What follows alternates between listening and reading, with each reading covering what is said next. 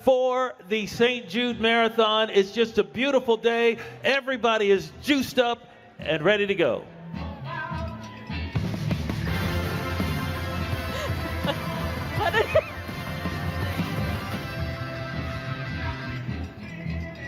Wow, you're looking at a live shot of downtown Memphis, Riverside Drive, and this is BB King, which runs right through the center of downtown. We're right near the start line for the 23rd annual St. Jude Memphis Marathon presented by Juice Plus. This is the largest single-day fundraiser for St. Jude's Children's Research Hospital, and it has done wonders over the years for the hospital. Like I said, 23rd year. I'm Jarvis Greer. How you doing, everybody? Carrie Anderson joins us also. We were longtime partners in sports at Action News 5. Now we're up here early in the morning to bring you the 23rd annual St. Jude Memphis Marathon. As we mentioned, this is the largest single-day fundraiser for St. Jude, and $16 million is what they did. $16 million is what they did last year, but that's just a half of it. There's so many things that people that have come together from all over the country to make this thing work, and they're doing that today. It's really amazing, and this is my 25th year in Memphis, and this is the first time that I have been down here for this marathon, and you see all of these runners. They are dedicated not only to running but to St. Jude, and that's why we're here, is because we want to help raise money for St. Jude. Here's a QR code on your screen right now. Please help us reach those goals for St. Jude. Get that money in, because because of your support, St. Jude can provide cutting-edge treatments at no cost to families. No cost to families, indeed. There have been, over the years, this event has raised $138 million for St. Jude. That sounds like a big number, right? But if you look at it, St. Jude raises annually more than $1 billion. It takes that much money for the cancer research that the doctors, the dedicated doctors from around the world, gather here in Memphis at St. Jude, which is just a few blocks north of us here in downtown Memphis. We're right across from AutoZone Park and the Peabody at Union and BB King. And you can see on your screen all the runners around here that are getting ready for the marathon. They're ready to go. We've had the 5K and the 10K have already started. Some of the runners have already finished, but it takes more than 4,000 volunteers to come down and put this event together to help the runners along the way. We've got potty stations set up everywhere. Now, she's not at a potty station, but we got to go to Maddie Gardner, who is the third member of our live stream crew here today on Flow Sports. And Maddie, you are looking at some of the runners who are coming in at the finish line from the 5K and the 10K, right? Jarvis, I have the best spot at the marathon. I get to see the faces of all 22,000 runners as they cross this finish line on Union Avenue. They're rounding the corner. They see it in sight, and some of them are just taking off sprinting. Others are taking selfies as they cross this finish line. I love seeing everybody out there. Good job, good job. I'm not an official cheer station, but I'm helping them cross this one. Now, 22,000 runners, there are probably just as many people here cheering for these runners, and we can show the line of folks over here as people finish the race. They're waving, they're making some noise for their favorite runners, and they are excited to be here. It may be a little chilly, but our hearts are warm, you guys, and we are so excited to watch these runners, these dedicated folks and St. Jude heroes cross the finish line this morning. We did see the very first person, David from Memphis, Tennessee, 50 years old, finish that 5K and grab his medal. So we're going to be talking to some of those first place finishers here a little bit later on. That's absolutely fantastic, Maddie, and you can see where she is. She's right across from FedEx Forum, Beale Street, just down the way, and the runners are coming in. They look hale and hearty today, because you have to be, because it's about 32 degrees out here right now. It is a little chilly, a little bit nippy, and yeah, I am not a runner, so I'm not either. Still be out there, but I am a volunteer for St. Jude as a member of the St. Jude Classic, the golf tournament. I volunteer for that. I would say that a lot of people, most people in Memphis, I think, have volunteered or done some fundraising efforts for St. Jude, because that's what we do here in Memphis. We volunteer and we give to those organizations that mean so much to us. Yeah, and it's just wonderful. You see the graphic there. Participate, volunteer, cheer, donate. Together we can do this. There are 61 cheer stations along the route. By cheer station, that means, people are just coming out and, hey, attaboy, way to go, way to run. And just give the runners that much more encouragement. And it's a special thing because, what St. Jude does, these runners, they go out. Now, they're just not running to run. They're raising money for the hospital, St. Jude Children's Research Hospital. And the biggest thing about St. Jude is nobody has to pay for treatment. You've got a kid that's sick. You don't know what to do. You're at your wit's end. They say, look, you need to go to St. Jude. You come here, they take care of you. Everything is taken care of the family. They've got places to stay for the immediate family members. They've got all kind of things that they do for the patients. And actually, we've got a lot of the families that have had kids at St. Jude come back and support this marathon themselves by volunteering. Right, and it's customized care for life-threatening diseases and cancer, but treatment is not free. Treatment is not free. The patients and the families of the patients do not pay, but treatment is not free. So that is why things like this marathon weekend are so important for fundraising efforts, because it costs a lot of money to help cure childhood cancer. It sure does. And, we talked about all the people that are here running in the marathon. The marathon is not the only race that's being run. Earlier today, the 5K went off. For those are people like me that can't run 26.2 miles. I barely can make a 5K. I barely can make a 5K myself. But you see the route map there that winds its way through downtown Memphis, and also a portion of it, you see in the top right there, a portion of it actually runs through the St. Jude campus. And so the people that are running and raising money for the event can see exactly what their money is being used for. This is a look at the 10K route map. Now, it's, of course, the 10K, it goes a lot farther. It goes up along North Parkway into Midtown and then winds its way back downtown around the Peabody, around AutoZone Park. And it just, the more that you do, the more you run, usually the more money that you raise. And now the half marathon also is done. That's like 13, that's more than 13 miles. Whew. And some of these runners, it's not that you just wake up one day, I'm going to run a marathon. Right. No, man, you have to train for this. And you see the half marathon map. So we got people, they accommodate all types of runners who their skill level or how far they can go, from the 5K to the 10K. This is the half marathon. That's 13 miles, more than 13 miles. And you see it takes a long route along Riverside Drive there with the Mississippi River on the left. And it's a scenic route. This is one of the best places to have runs like this. And you can see, look at the throngs of people who are gathered here for running for St. Jude. And this is the map for the marathon, Carrie, and it's like, wow. You're running all the way out to Midtown, Overton Park, several places, Volunteer Evergreen neighborhood, back downtown, Riverside Drive, and before you go back through the campus and then back at the start-finish line right here near AutoZone Park. It's amazing, and I believe we've got Maddie coming up. She's going to check in on those finishers. Maddie, how's it going there on the finish line? Well, I just saw someone dressed up as Forrest Gump across the finish line. So the characters are out, and we are having so much fun out here just watching people finish. As you can see, the start and stop time here behind me, we are 54 minutes into these races, and people just keep coming on, throngs of runners coming by. And again, more than 22,000 people are here this morning to run for St. Jude, to support the kids. And they are coming from all 50 states and Puerto Rico, all across the world. International folks here to show up for the mission to cure childhood cancer. And everyone is having smiles on their faces because they're here for that mission. And it's not just about the race time, it's about the cause. And we were just speaking to the first person to cross the finish line, James, in the 5K, and he is happy to be here. He was excited to finish this race, and just the smiles on everyone's faces as they cross. I don't want to step too far into the racetrack, but if we pan over just a little bit, we can see all these runners finishing their races with the big smiles. Let's show them crossing that finish line. Their names popping up there on that Jumbotron. You got it. I'm out here cheering for them, and we are just excited to speak to some of these runners once they, cool down a little bit and catch their breath. We're not going to put them on camera right when they cross, but good job, ladies. We're so happy to be here with you.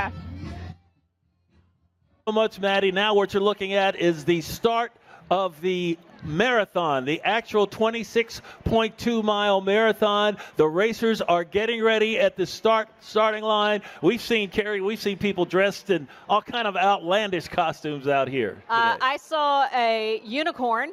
Oh, I saw a unicorn, too. I saw the unicorn, and We both saw a unicorn. What does that mean? We get luck of that? I think it does. I think let's hope that they raise a lot of money to come out in an outfit like that. But it's like the people that we've seen come out, there are a lot of people that, of course, they're in regular running gear, but like a lot of people are wearing antlers, deer antlers, and everybody's got their St. Jude bib on. And that's one of the most coveted things to have if you're a runner. And any marathon around the country, around the world, is to have that St. Jude Memphis Marathon bib. Because that means not only are you just running and out there, for yourself, but you are representing St. Jude and the work that the doctors and the dedicated staff at St. Jude do to keep people together. We're going to take a quick break right now on the 23rd annual St. Jude Memphis Marathon presented by Jude Plus. We'll be back after the break with more for you. At St. Jude, there's one thing that makes us all family: finding cures, saving children. In this family, families never receive a bill from St. Jude for treatment, travel, housing, or food. 1 in 5 kids in the U.S. still won't survive cancer. In this family, we won't stop until no child dies from cancer. This holiday season, join our St. Jude family. We need you. Please donate now.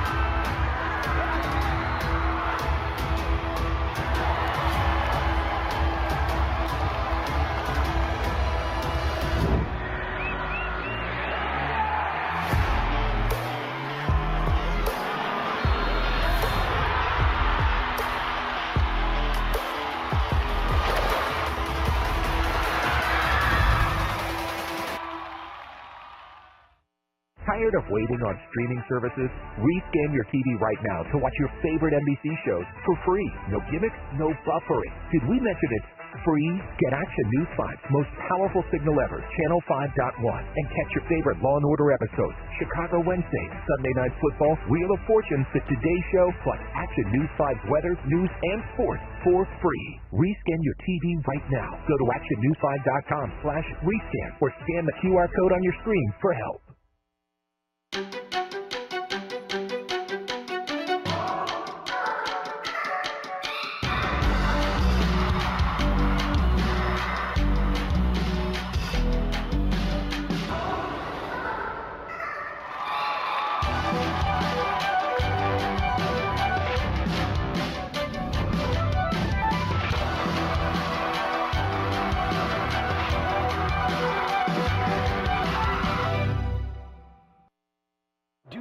Have it this year. Can Lamar get it done?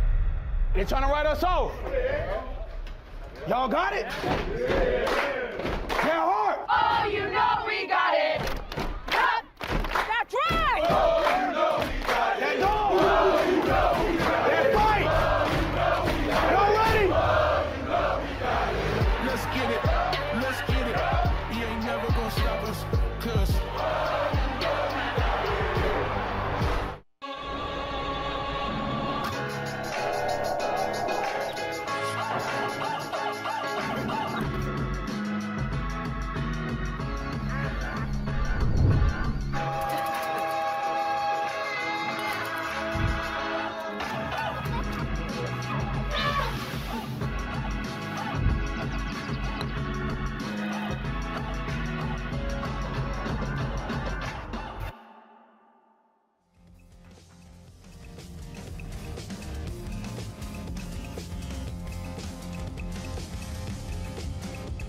Hey, we are back live in Memphis, Tennessee. We want to welcome our viewers watching on Local News Live across the whole country as we start the 2024 St. Jude Memphis Marathon Weekend. The half marathon and the marathon are getting ready to get underway. You see the runners there poised at the starting line. They are itching and ready to go. Now, the 5K and the 10K races went off about an hour or so ago, and we've already got some winners in those races. Absolutely. Absolutely, Jarvis, and we will be checking in on the races throughout the morning here in Memphis, Tennessee, talking about all things St. Jude and talking with some of the people who support St. Jude right here at the corner of Union and B.B. King Boulevard. So, as we said, the full marathon getting ready to go. This is some crazy dedication. It's a chilly morning here in Memphis, 37 degrees. I've heard it's been up to 80 here before when we've had the marathon before in December. So 37, I'm not sure which is better. I'm guessing cold. I believe that the runners like it cold better. I would like it cold. Most of the marathons around the country are usually run in the spring and or just coming out of the winter or just going into winter when the weather is not that much a problem. Because once you start running, your own body temperature gets you fine. Now, me personally, I can't do it because my lungs get cold and then I'll be in the infirmary for a week. I can't do it because I don't like to run.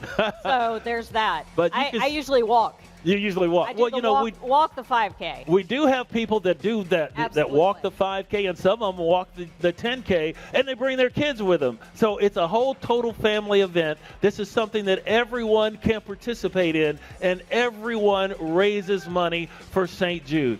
And they're ready on the start line, and there they go, off to the races. Amazing. This is the 2024 St. Jude Memphis Marathon, and it is underway. Of course, it's presented by Juice Plus, and it is being streamed live throughout the country on Flow Sports. We are expecting, well, not expecting, they have actually registered 22,500 runners in this race here in Memphis. Well, and I was going to say, 20,000 runners, over 20,000 runners, pretty much everyone in Memphis, I would imagine, knows someone who is participating in Marathon Weekend. And that just goes to show how Memphis and the world supports St. Jude right here in Memphis. That's right. My wife worked at St. Jude for almost 30 years, and she saw it grow from raising a couple of $1 million a year to over $1 billion a year for the hospital. Now, that money goes into research, patient care. It goes into all the staff members you see. The campus of St. Jude here in downtown Memphis has grown over the years. It used to be just one building with a little round building with 5 wings for hospital, and now it's taken up several city blocks. They've got 2 research towers under construction. Another one has just been approved. So this is a really big thing. And it's not just what's going on here in Memphis. Now, the Doctors of St. Jude and the whole mission of St. Jude is no child should die in the dawn of life.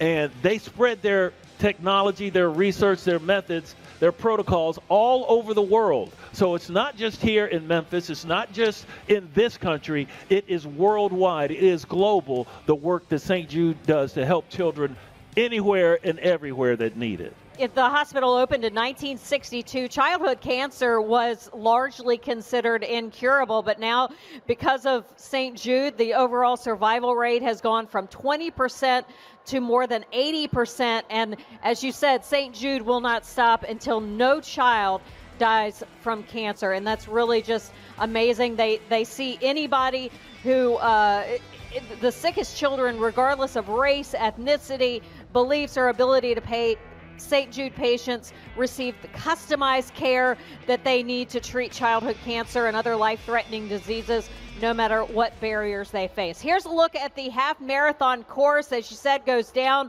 by the river. I have a friend actually running the half marathon, so I'll be tracking her and making sure she makes it through this very chilly morning. So it's a beautiful day, a cold day, and everyone's ready to raise money for St. Jude. And their money goes to an excellent cause. Of course, it's all about the children, as we said. Each year an estimated 400,000 children worldwide develop cancer. And the funds that this event and others like it help raise for St. Jude to reach those children and improve their survival rates, not just in the U.S., but globally. And I believe there's one stat that I read that as we look at the marathon course, this is the full marathon, 26 8.2 miles, which is a lot of running. That's a lot of running. And you'd rather it be chilly than hot to try to run in something like this. But it's warming up during the day. We'll probably get up somewhere near 50.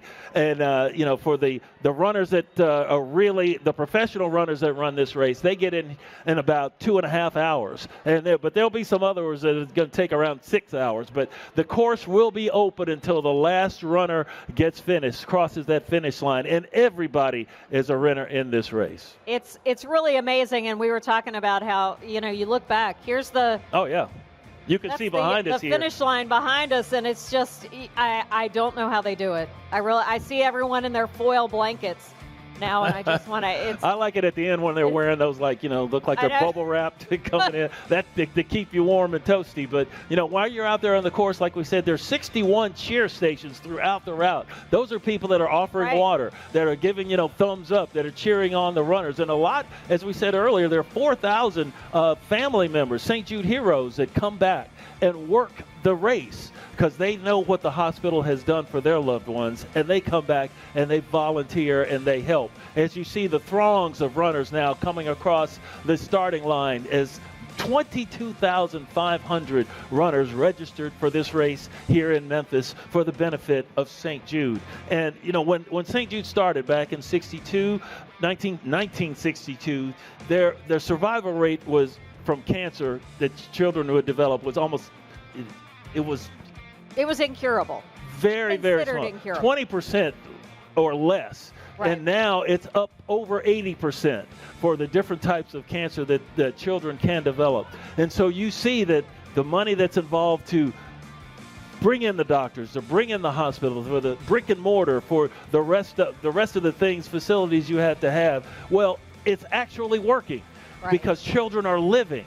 Now, not everybody makes it, unfortunately, but we've seen the families of some of those kids that did not make it. They still come back and volunteer and do what they can for the hospital because they know the treatment that they have been given is basically just God sent. And absolutely, and we want to stress that treatment is not free. It takes a lot to run St. Jude Children's Research Hospital.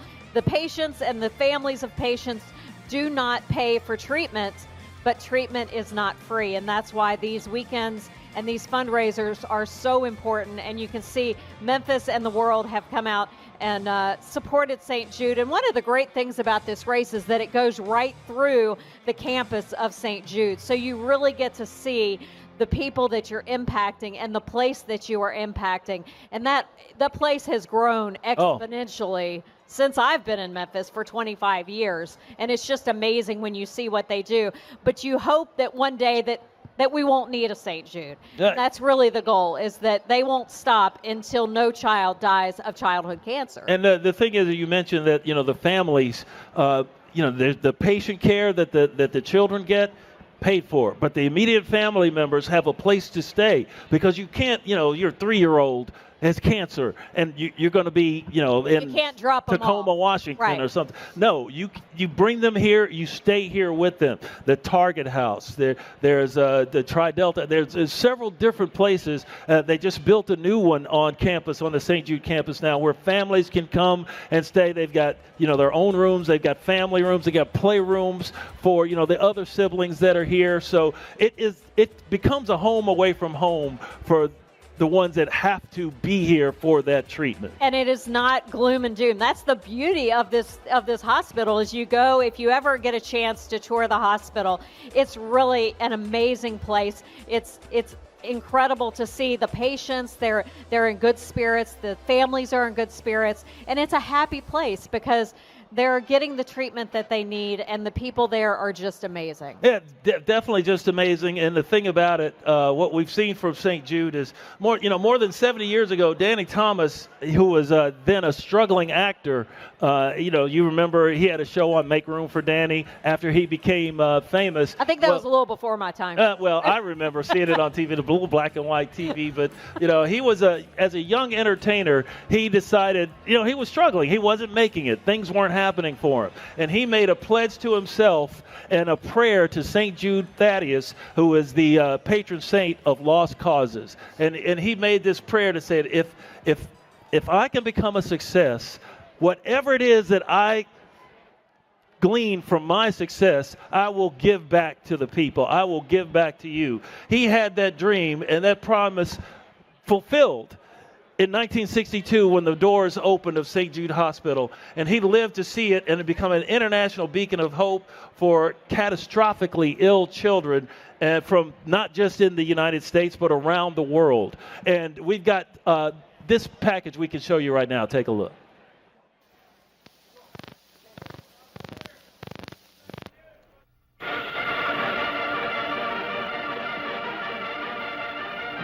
A glittering premiere at the Chicago Theater for Warner Brothers, I'll See You in My Dreams.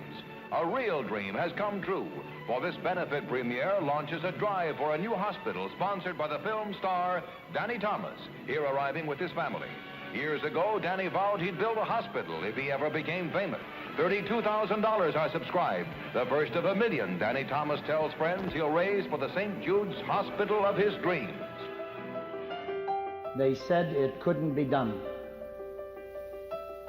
They said that it was a task which would break my heart. They said it was impossible. At this very moment, as I speak to you, in the city of Memphis, Tennessee, there is being constructed a hospital in the form of a star.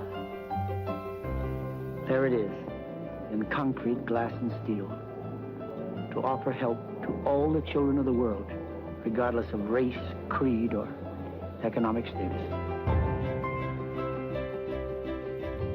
You and I have vowed that we will do everything in our power, spiritually, physically, mentally, and financially, to bring about the defeat of these catastrophic diseases.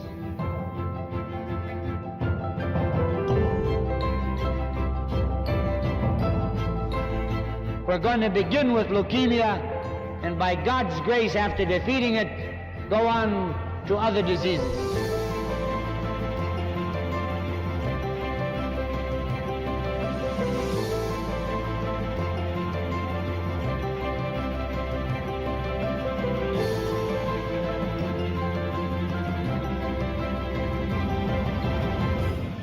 Little tiny building has led the world in advancements in pediatric science and clinical care, and now it's going to rise up. You will bring it to the fore through an organization called ALSAC.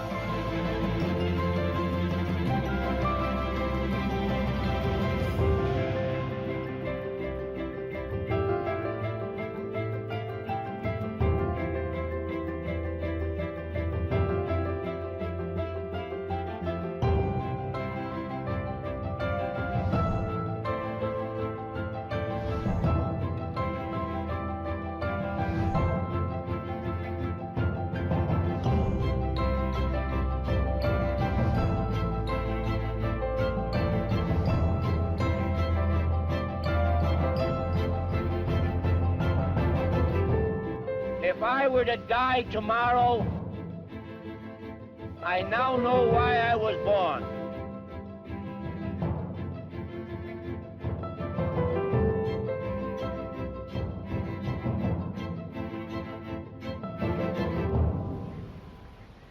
While we're sitting here making this video, there's a family that's walking through the front doors on a Friday afternoon, and they're at St. Jude. When we came to St. Jude, I asked the doctor, "Can you treat my child?" And he said, "No. We're going to cure him."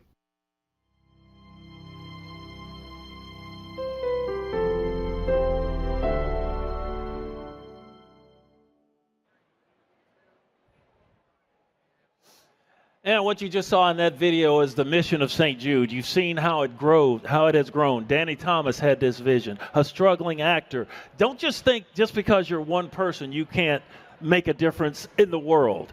And with the help of all the volunteers and all the people that came together to make this project a reality, no child should die in the dawn of life, as Danny Thomas promised, making that prayer to St. Jude Thaddeus. And now you saw in the video the hospital, how it has grown, the research, the patient care centers, the ability to house the family members to come into Memphis. And it's just been a wonderful thing. And now we've got the St. Jude Marathon with more than 22,500 runners. And a runner himself, you see him sitting here, he's got the big Flow, I guess that's an F for Flow Sports. The CEO and co-founder of Flow Sports himself, Mark Floriani, we appreciate you being here and just having a chance to be up and do something. You're doing something yourself by getting your company involved in streaming this all across the country. Yeah, this is a great experience for me for running the race, but then we are very excited to be a part of this race here and support St. Jude. You're going to get me crying watching that video. It's just unbelievable what they do for those kids and those families. So now you were an All-American, right? Yourself a runner at the University of Texas, right? I was, but a long time ago. Now, I was. Now it's just the guy with the dad bod pushing the stroller. So I pushed my son. So very good. That's what I wanted to do today. So that was fun. What does it mean to you to come out here on this course and see all these people and know the cause of St. Jude? What does it mean to you? It means a lot, and I'm learning, every day as we've started to be a part of this, and just learn how St. Jude just impacts so many lives and the community, and just seeing the parents and the kids, the survivors, and hearing those stories is just it's just unbelievable. And I was running through campus there, and I was trying to make it without crying, because it's just so inspirational seeing what St. Jude's does. So, we're glad to have Flo be a part of this. It's something you mentioned that you push the stroller running through there. And a lot of people, they're not pushing strollers when they come to the hospital. They're bringing their kids in that are sick. Yeah. And that's one thing that brings tears to everyone's eyes. Yeah. We were very fortunate. Our children were healthy. Yeah. But you've got a young one that is doing well, but not everybody can say that. And when you see that, that does pull at the heartstrings and make you want to do more. Yeah, it does. It's, like I said, this is our first year, and it's been a big inspiration. And hopefully we can continue to do more of this in the future, and we're excited to be a part of it. Now, really quickly, once your running career was over at Texas, you got into doing video of other runners, and is that how the idea for Flow Sports came about? Yeah, I ran track at the University of Texas, and my brother wrestled at Cal Poly University, and we just thought some of these other sports needed some more love, and so we decided that the internet was going to change things for these sports, and so we started Flow Sports in track and field and wrestling way back in 2006. I heard that was you had $20,000 in a van, right? Yeah, man. There's a lot of ramen noodles and tortillas and cheese, but whatever it was works, a lot right? of fun. And now we're covering over 20 different sports, and we stream over 40,000 events, and so now 40,001 by doing the St. Jude Marathon here. So how did Flow Sports get involved with the St. Jude Marathon? Really, it was one of our great partners, Varsity Brands. Bill Seeley, the CEO at Varsity Varsity Spirit, is just a great guy, and he called us up a couple of months ago. Next time, Bill, give us a little more time. But a couple months ago, and said, hey, they've always wanted to stream. And I said, Bill said he knew a guy, and he called me and Monica, who leads some of our cheerleading efforts. And we said, yeah, we're going to be a part of it. And so, like I said, this is we're just learning. We've only been a part of this for the last couple of months, but we get inspired every day. And glad to be a part of it. Yeah, when you look at it as you were running the course yourself, what do you think about the layout here and how it's set up for the runners? Oh, it's great. And then, like I said, going through, they hit you right after that first mile. You're getting a little tired after the first mile, and they hit you going through the campus. And so it's a pretty inspirational mile there. And then you get to see Memphis and a beautiful city, and then you get to end right here near AutoZone Park in the Peabody, and so it's a great course. Had you ever been here to Memphis before this? Just a couple times visiting Varsity, but never seen the whole course here. So I have to know what it takes to train for something like this. Now, you just did the 5K, correct? The 10K, yeah. The 10K. So what does it take to get ready for the 10K? Well, the 10K is, what's really hard is that marathon. All those people running those marathons, sure. right? And they're Yeah. going to be training for, 6 months, making sure that they're getting in their long runs of 20 miles on certain Sundays and putting in, 50 to 70 miles a week at least if you want to, for that marathon. So those marathon training, that's the real challenge. Absolutely. Yeah. Now I know you're very humble in terms of your own career running, but you mentioned the 10K. There is something I'm being told right here on the screen that you've got something that you would like to do for St. Jude yourself. Yeah, I got inspired at I got inspired running through this, and we want to donate an additional $1 for every person that ran the 5 and 10K. So I think that's about $13,000. So wow. Flow Sports will additional $13,000 to St. Jude. So and we're proud to do it, and hopefully we can continue to build off that. So how about that? Not only are you streaming this live on your platform, Flow Sports, but you're also giving back to the community. And that's something that a lot of runners, runners usually run for a purpose because it's hard to just do this just for yourself. But we really, really appreciate you coming here. And we thank you. That. Thank you for doing this. Yes, You're doing a great job. Thank you so much. Excellent, excellent. That is Mark Floriani. He is the CEO and the big man behind Flow Sports and the reason why we're doing this. Maddie Gardner is out live on the race course, and she's got more for us right now. Maddie, what you got? Let me step over here so I can chat with you guys. I was just speaking with some people who had just finished the race. We're working on gathering their entire team running with Grace. They run in memory of the founder of the team's daughter, and they were, as of yesterday, the highest fundraising patient team for the St. Jude Memphis Marathon. So their team is crossing the finish line right now and gathering over here, and we're going to interview them in just a few minutes to hear the reason, the why they run. But you can see more people are crossing here, and the energy is still high here on Union Avenue as those runners cross. I love seeing the teams and the different theme shirts and people not really caring about the time, but just caring about the cause, right, guys? So we are going to be out here speaking with some runners in just a few minutes. Bear with me. Out there, it's just wonderful to see how many runners they come across the finish line, and we're seeing a lot of arms raised, and not just people just falling over, oh God, no, they know that they've done something, they accomplished something more than for just themselves, and Carrie, that's just an awesome feeling to be able to participate in something like this that's bigger than yourself. It really is, and we were talking about how much money it raised since its inception in 2002. $138 million raised this event alone, which is unbelievable for a single day. And this is the largest single day fundraiser for St. Jude. So all of these people here are helping the cause of St. Jude and helping to cure childhood cancer. And look at everybody. Oh, we have a tiger. We have a tiger running by. We got all kind of people. I've seen muskrat hats around, and like you said, this is the largest single-day fundraising event for St. Jude. 2024, this year, marks the 23rd annual race weekend, and, the single-day total, last year they raised $16 million. So $138 million in 23 years. They want to break that number, and they think they can with more than 22,500 runners taking part in this event today, this one day. And they've all converged here on downtown Memphis. Of course, the hotels and the restaurants are glad to see all the people here. The pasta party that they had on Friday night with all the runners coming in and loading up on those carbs. I load up on carbs without running, I must say. But, they're coming in because they know they're going to burn them all off here during the race. Even though it's a cold day, they would prefer a day like this over, we've had some races where, as you mentioned, it was 80 degrees here one year, and the races have been in the 70s and the high 60s. But the cooler it is, the better it is for the runners of especially the long races, the marathon. Absolutely. And the beauty of this thing is that the funds from this event raises, it helps St. Jude reach more children. It improves the survival rates globally. So it's not just here in Memphis, it's a global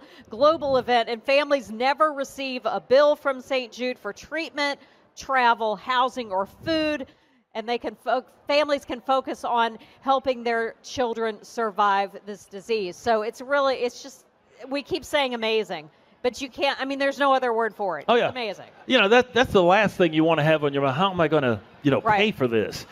When your child has a catastrophic disease, it's something that, you can't, you can't fathom it in your brain, and now you got to travel across country and to drop them off. No, you don't have to drop them off. You're here with them while they're going through all kind of protocols, all kind of procedures, and they're getting, take blood, give blood, do this, do that, and everything that's going on around it. And, you're nervous. Your child has no idea what's going on, but they give you loving treatment, TLC. They give you tender, loving care here, and you don't owe them a dime. You don't owe them a dime. Yeah, and we're, Jarvis and I are both cancer survivors, and that's correct. And it's not about us. No. It's about these kids, and I can't imagine, knowing what we went through, I can't imagine a child going through that. And St. Jude helps them get through that, helps the families deal with this disease, which can be catastrophic. And it's just an amazing thing to have such a facility here in Memphis. And we're going to go to Maddie right now, who is standing by with at the finish line. And Maddie, I can only imagine the faces of the people coming across the finish line. Yes, a couple of race finishers. How are we feeling, guys? All right, let me introduce you to a few key players here. We have Brad and April Bazilla and Aunt Ashley DeMore and some other members of the Running with Grace team. So, Brad, we'll start with you. What race did you run today, and how are you feeling? I ran the 5K, and I feel great. And, April, you just finished. How's it going for you? It's great. I feel great. It's wonderful to be here. So I want to dive into the reason why you guys are here running. Tell me about Running with Grace and how you got started. My daughter, Alexis Grace Bazilla, was a patient from 2017 to 2019. She battled hard with cancer, but unfortunately she lost that battle. A month before she passed away, she made April and I promise that we would give back to St. Jude. So this is our 5th year running in the races and donating and just doing everything we can to help support St. Jude. She didn't want families to go through what we did. So. How old was Alexis when she passed? She was 15 years old. And to have just the thought that I want my family to keep supporting this place that supported me, what is it like to think about that on this morning? It gives me hope that one day there'll be cures. For me, as a bereaved parent, I just don't want another parent to walk in my shoes. So I will do everything I can to support the mission of St. Jude. And you're doing so much. Yesterday, your team was in the lead for fundraising for patient teams. How much money have you raised so far? At that time, we were $161,000. How does that feel? Oh, it's amazing. And to be out here and to see all of the other St. Jude heroes who are raising money for the same cause. And Brad, you're not just running a 5K today. You recently completed quite the trek for St. Jude. What did you do? It was the first time they've done this. There were 6 individual St. Jude heroes. We went to Africa and we summited Mount Kilimanjaro. That was about a month ago. And I asked him, I said, which was harder, the Mount Kilimanjaro or this 5K? Kilimanjaro was longer and harder. Just a little bit. So your team is coming in from all across the country. Where's everybody from? We're from Raleigh, North Carolina. Okay. Atlanta. Also Atlanta. She's Atlanta. And where are you from? I'm from Raleigh. Nice. And you are all dressed like unicorns as well. Tell me about the costumes, ladies. It was a running joke with Alexis not long after she was diagnosed. She was just coming out of anesthesia, and we were making jokes about unicorns, and it just stuck, and so now here we are. She'd be so embarrassed. But we're the crazy ants, and we keep the fun in it, and that's what we're here to do, just have fun. I think that, everyone here is here for the same cause. So looking back, and as someone who comes from the St. Jude family and has been embraced by St. Jude, what's your message to the folks who are out here supporting St. Jude this morning? I would say that it's just, even though they're not on campus with the patients, they're not in the day-to-day with it, they're making a difference. Every little dollar, everything they're doing makes a difference, and the families appreciate it. All right. Well, guys, thank you so much. Again, Running with Grace, there is still time to support. Congratulations on finishing the race, and thank you so much for speaking with us today. That's just great, Maddie. And, there are more than 4,000 St. Jude heroes that, they've had family members here at the hospital, and they come back and they run the race, and they raise money for everything. And Maddie, you've seen that, and you've seen the smiles on their faces, and also the fact that they're not just local. They're from all over the country here in Memphis running in this marathon. That's for you, Maddie. I don't know if Maddie can hear us. Yes, she can. Sometimes I can hear you guys. Sometimes I can't. But you know what? I'm sure what you said was fabulous. It's in and out here. But yes. Well, we're just glad that you're out there on the race course having a chance to talk to the runners as they come in. And Red, as you saw, they're from North Carolina, from Atlanta, from Georgia, from all over the place. Every state in the union is recognized here with people running in this event or volunteering or doing whatever they can do. And also not just in this country. No, and a lot of these are patient families. So we have a record number of patient families, more than 1,800. That is a record this year. And it really showcases the incredible spirit of St. Jude and the efforts of fundraising from not only past patients, current patients, people all over Memphis and all over globally supporting this amazing institution, St. Jude Children's Research Hospital. That's something one of the runners, before we go to break, said that he had summited Mount Kilimanjaro last month. Well, there are people here from 82 different countries.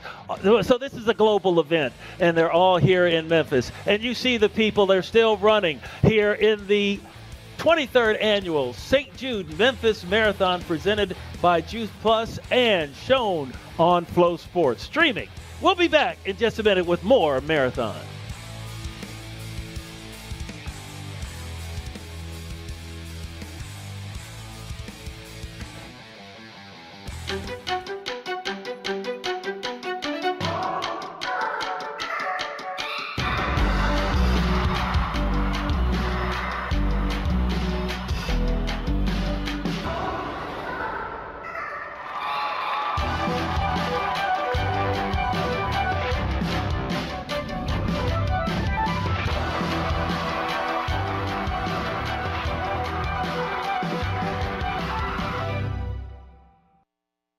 Shaw has been a corporate partner with St. Jude since 2012, and during that time, we've developed a core set of programs that generate awareness for the St. Jude mission and funds to support the hospital and its research.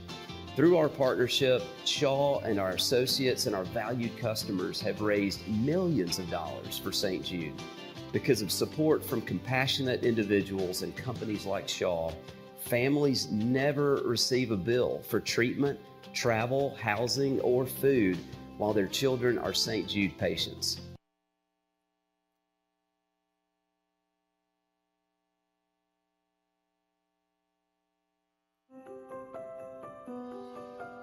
At St. Jude, there's one thing that makes us all family.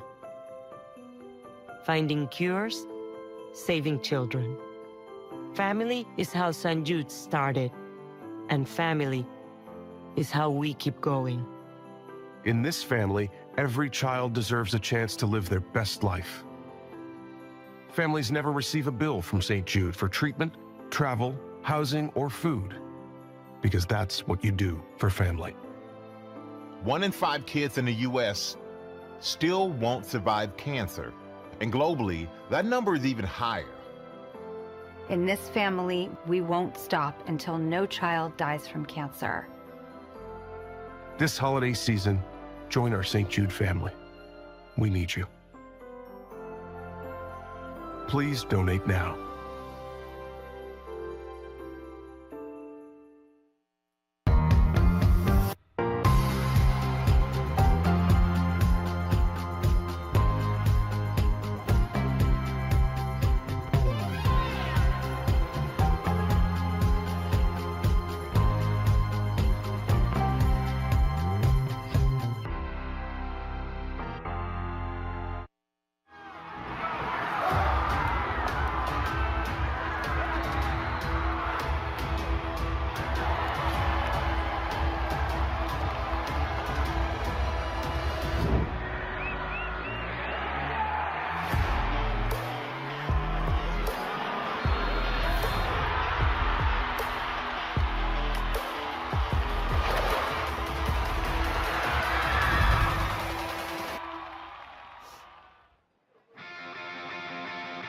And welcome back to downtown Memphis, Tennessee, where most of the runners have already taken off for the 23rd annual St. Jude Memphis Marathon, presented by Juice Plus and streamed live around the country on Flow Sports. I'm Jarvis Greer with Carrie Anderson, and we've seen all kind of runners, everybody looking fantastic, juiced up, ready to go, and just really, it's been a terrific event, and we're really just getting started here. We really are, and I've seen a tiger, I've seen a unicorn, I think I saw a bear earlier, but there's some characters out there on the course, and then there's the die-hard runners, and not to say that the unicorn wasn't a die-hard runner. It may have been, but yeah, just everyone coming out to support St. Jude, and it's really a great sight to see all the people down here supporting this wonderful cause. And speaking of characters, let's go to Maddie Gardner. She's at the start-finish line right now with more on the people coming in. Looking good, Maddie.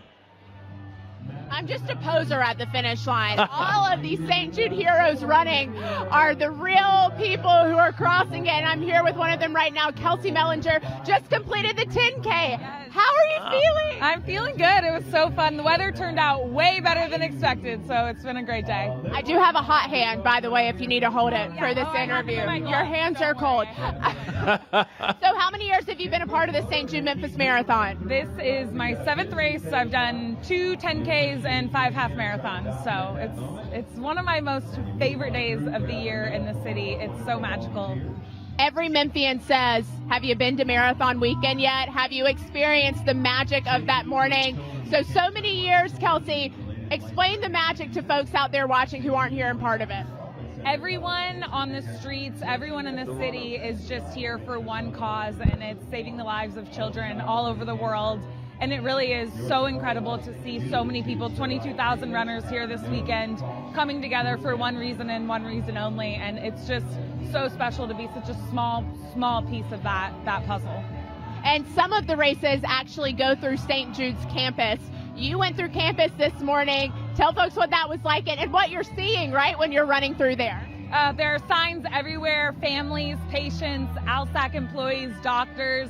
All their signs say, thank you, you're saving my life. Because of you, I'm living today.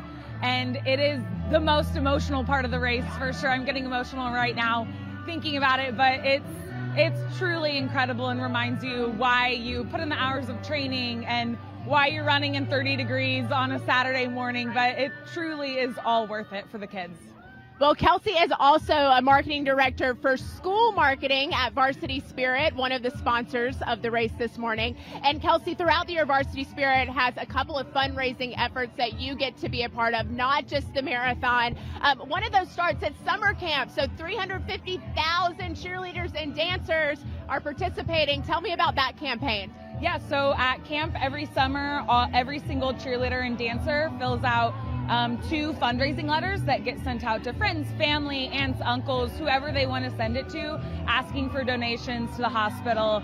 And it's our biggest fundraising effort of the year, and we've been doing it since 2011, and it's made a true huge impact, and it's something that our campers look forward to every summer, getting to be part of St. Jude. Millions of dollars raised through that, and this summer you introduced something that even people not in the cheerleading world know about, a spirit stick, right? We all know what a spirit stick is. Yes. This year you introduced the St. Jude Spirit Stick. What was that? So at every overnight camp throughout the summer, the school, the team that brings the most fundraising letters gets to take home the St. Jude Spirit Stick, and getting a Spirit Stick at camp is such a big deal, and being a part of St. Jude makes it even more special. Absolutely. And then after camp ends and we go into the school year, St. Jude Game Day begins for Varsity Spirit. Tell me about that. Yeah, so we team up with St. Jude, and schools can host game days. They host Spirit Days throughout the week where they're raising funds throughout their community with students in the school, people in the community, and game day on Friday night is the culmination of it all. Everybody's wearing gold. They've got the St. Jude sticker on their cheek. They've got St. Jude signs. The whole stadium is cheering for St. Jude, and building those funds up for the hospital. Well, almost a decade now of being a part of St. Jude and this marathon, Kelsey.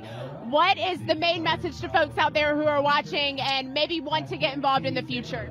Every single dollar truly makes a difference. No donation is too small, no donation is too big.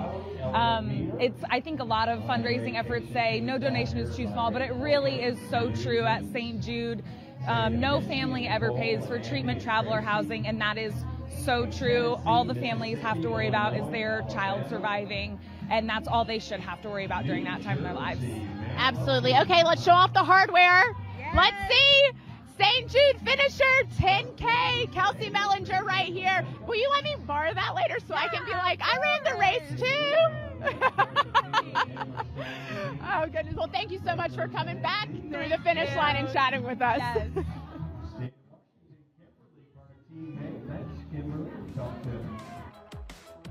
Tremendous. On as a 10K finisher, that's something that you cherish, you put on your wall and display for everyone to say, look, you did this, but not just for yourself. As she mentioned, it's for, the hospital, and it's just amazing. Treatments developed at St. Jude have raised survival rate for children in the U.S. 4 out of 5 children now in this country survive, but globally it's only 1 out of 5, and we're hoping that we can raise that to the level that it is in the U.S. and beyond. We'll be back with a special guest after this quick break, the St. Jude Memphis Marathon. Stick with us.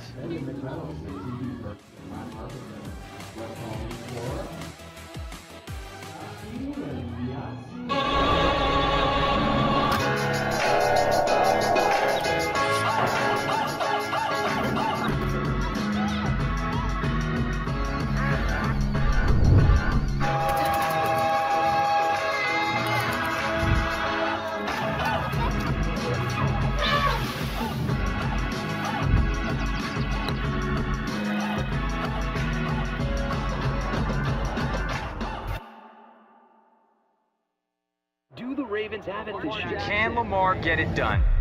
They're trying to write us off. Y'all got it? Yeah, hard. Oh, you know we got it. Yup. That's right. Oh, you know we got it. That goal. Oh, you know we got it. That fight. Y'all ready? Oh, you know we got it. Let's get it. Let's get it. He ain't never gonna stop us, 'cause At St. Jude, there's one thing that makes us all family: finding cures, saving children. In this family, families never receive a bill from St. Jude for treatment, travel, housing, or food. 1 in 5 kids in the U.S. still won't survive cancer. In this family, we won't stop until no child dies from cancer. This holiday season, join our St. Jude family. We need you. Please donate now.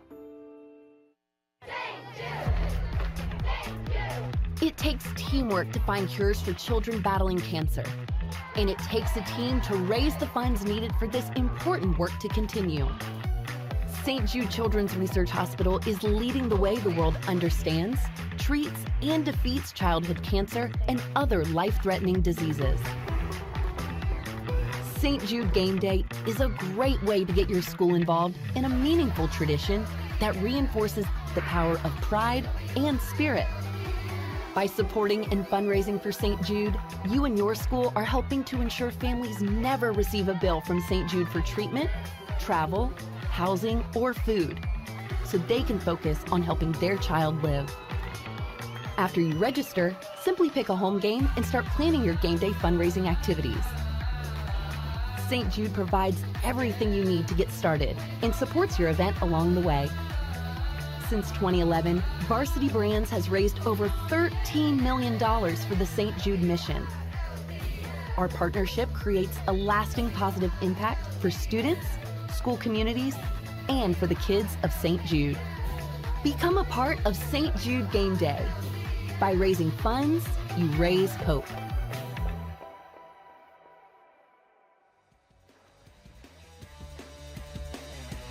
And welcome back to the 23rd annual St. Jude Memphis Marathon, presented by Juice Plus and streamed live all over the globe. Flow Sports. Hey, you got to see the QR code on your screen right now. Get your phone up, take a picture of that.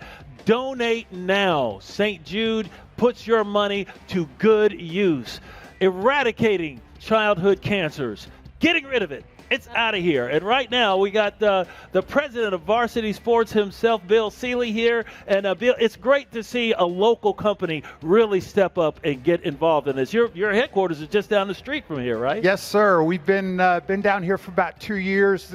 We started our partnership with St. Jude in about 2011. We just crested $14 million raised. It's a great event for the city, and we're just happy to be here. It's so wonderful that, you're taking part, but you got to tell us a little bit about Varsity Spirit. The first thing comes to mind is Varsity Spirit must be cheerleading, right? Yeah, well, we're more than that now. We started out certainly in cheerleading. 1974, our founder, Jeff Webb, started the company. I remember my first time as an instructor going to what we call our work week, our training session, and he said, our goal's never been to be the biggest. Our goal has always been to be the best. The best for ourselves, the best for our teammates, and the best for our customers. If we focus on that, the rest will take care of itself. And so cheerleading grew into what it is known as now, and it's around the world. We've gotten cheerleading into the Olympic movement as recognized by the International Olympic Committee, the USOPC. So a lot of great things are happening there, but we also are in dance. We started the band movement in 2019, and last year we brought yearbook into the business. Right. So everything school spirit, we're all involved in. You mentioned Varsity Brands has raised over $14 million. Why is this cause so important to you all? Well, first of all, we're in the business of training young people and helping them kind of unpack their talents and their abilities so they can go on and be productive citizens in the world. And, St. Jude offers that same thing. They're offering hope for young people and their family members. We've been longtime partners for them, absolutely aligned in terms of the mission of helping kids realize their potential and live a long and productive life. It's amazing, Varsity Spirit is a Memphis-based company, and I remember back when I was at school at the University of Memphis, then Memphis State. Tigers. The Tiger Palm Squad just burst on the scene, sponsored by Jeff Webb and yourself, and I think they won 10 straight national championships, and they've won several since then, and it's really been a big impact, not just you on the city, but the city on you as well. That's right. And Tigers have been a mainstay at our championship. And that same philosophy of being the best and pushing yourself to be the best, they represent Memphis so well when they go down to the championships. Just excellence in all that they do. Super proud of our Tigers. And we love seeing them perform. Well, I have to tell you, I know a lot of the high schools around also benefit from the work that you do and what they've done with your camps and everything. And boy, I tell you, you talk about going down to the championships in Orlando at Wide World of Sports there. You better get some earplugs because it's a scream fest. It is. Sure. A lot of energy. These kids work so hard during the year. They build this school spirit. They go out. They're cheering at the football games. You see a lot of them around here supporting the community and cheering on all the St. Jude runners. Right. And then they have an opportunity to go and highlight and show their skills on ESPN at the National High School Cheerleading Championship, National Dance Team Championship, National College Cheerleading Championship, Dance Team Championship. And it's their opportunity to be recognized for the incredible work that they do, not just at their school, but in their communities as well.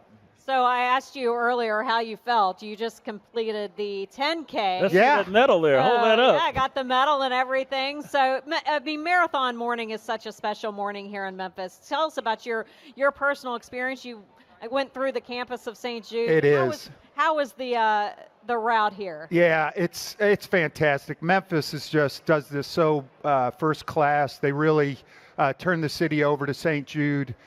This marathon raises $54 million in funds for the city, which is just fantastic. But the course, the energy, the excitement around running for these kids and their family members, it's fantastic. There's just this great festival environment running through the campus, seeing the kids. They are just it's tough at the beginning of the race. You get this big emotional spike as you run through the campus, and then you come out the other side, and it's like, oh, I've got a long way to go. Yeah. I've got a long way to go. I learned that when I first did the marathon, and I was like, all right, go through the campus, try to keep your emotions in check, get through. But when you see that finish line, you're just sprinting for it, and it's just a great weekend for everybody involved. I want to make sure I get this right. So you have, let's see, you were named the first ever corporate champion of St. Jude Memphis Marathon Weekend, helping St. Jude achieve this year's goal of $16 million. That's got to feel pretty good. Yeah, I was honored when they called and asked me to serve in that role, and being able to bring in Flow Sports, who's helping to broadcast this and stream it live across the country, has been great. And then just helping them raise money for an unbelievable cause. There's just a lot of pride in that. Is that how you and your St. Jude involvement got together? Was it through Flow Sports, or how did this synergy happen? Well, we've been working with St. Jude, like I said, since 2011. We help train kids at our summer camps. We'll have 350,000 kids at camp that are high school cheerleaders, high school dancers, and we have them send out donation letters. Okay. So we're teaching them how to go out and serve and raise money for other kids. And we have that program. We also have St. Jude Game Day at high schools during the week. Pep rallies and the schools and the communities help raise funds, and that Friday nights they present the check to St. Jude. And then we have a big event at one of our cheer sport events where the all-star gyms go out and raise funds. And over the last 10 years, we've raised over $1 million at that event. Wow. And I think we saw a little bit on that spot before you came on, a little bit about the Spirit Stick. That's something that's new this year? Yeah, no, we've got the Spirit Stick. It's been around since 1974. Oh. We give it to the teams at camp. They keep their energy up high, so we hand it out, and we've incorporated it around here. But we also crafted the St. Jude Spirit Stick a couple years ago, which is just, again, we want to bring attention to the families of St. Jude. So you guys elevate the student and the athlete experiences. What does it mean to you to bring awareness to that group of young people about St. Jude? Yeah, well, it's such a dynamic group of kids. I mean, these are the most visible athletes on campus. Your cheerleaders, your dancers, your band members. They're at all the games. They're helping to build that sense of camaraderie, school spirit. So if you can deploy them into an activity where they're raising money for kids at St. Jude, it's bound to be a success. How many different ways is Varsity Spirit and Varsity Brands involved in trying to raise money for St. Jude? Well, like I said, we do the race, and so we'll raise close to $50,000 with just our folks who come in from Dallas. They come in from Indianapolis, from all over the country to come and race as a Varsity Brands team. We have the letter writing campaign that we do in the summer. We have the championship event that we do at Cheer Sport. And then we have the game day that we do during high schools. So over the last 11 years, we've been fortunate enough to raise $14 million. Talk about Cheer Sport. That's the third biggest fundraising event that Varsity Sports hosts, and that's in February. That's in February. It's coming up. It's in Atlanta. Decent city, not quite as great as Memphis, but correct. They do a great job in Atlanta as well. They turn the city over to us. There's over 1,400 teams that come to that event. And Friday night, before the event kicks off, we do a celebration for St. Jude. Teams from all across the country go out throughout the year. They raise money for St. Jude. They get to go up exhibition out on the stage, raise money. They talk about the experience that they had in supporting St. Jude. And like I said, we'll probably raise about $140,000 to $160,000 this year at that event. As a local company, how does it feel to look out and see all the runners and what they're doing for St. Jude, and knowing that Varsity Spirit is a large part of it? Look, we're just happy to be a part of it. It's a collective effort. I mean, childhood cancer is something that we just have got to, we've got to eliminate it and give kids hope and their family members hope. You can't think of anything more As a parent of 4 and now a grandparent of 5, it's just, you can't imagine having to go through something like that. So being able to eliminate it and be a part of that is something special. Well, I got 5 grandkids myself, and I got 2 that they've been fruitful and multiplied. I'll just say that, including triplets in there. So I know what it's like to, when your kids are coming out and they're sick, but it's nothing like what, the people that come out here that have to deal with. Yeah, and the fact that St. Jude provides everything for them, no family has to pay a bill. They can really focus and concentrate on getting their child well is really something special. That's Bill Seeley. He's the corporate president of Varsity Spirit, a local company right here in Memphis. Appreciate you guys. We appreciate you running. So Show off that medal one more time. Hold yeah, man, right here. There it is. And I PR'd in my last year of my 50s. Personal record. Well, it was a 50 PR, from 51 to 59. Okay. Well, hey, they all count. In my last year, PR'd. So there you go. There you go. Raise a glass. If you got a glass at home, raise a glass. And I'm going to donate another $2,500 for the kids of St. Jude because I PR'd. Special human being right there. Bill Seeley, president of Varsity Spirit. Salute. Thank you, guys. My buddy Doc Holliday would say salute and clap. Appreciate you. Great. We appreciate you being here. Carrie, he is just a big example of the volunteer spirit here in Memphis. And we'll talk more about the 23rd annual St. Jude Memphis Marathon presented by Juice Plus after the break.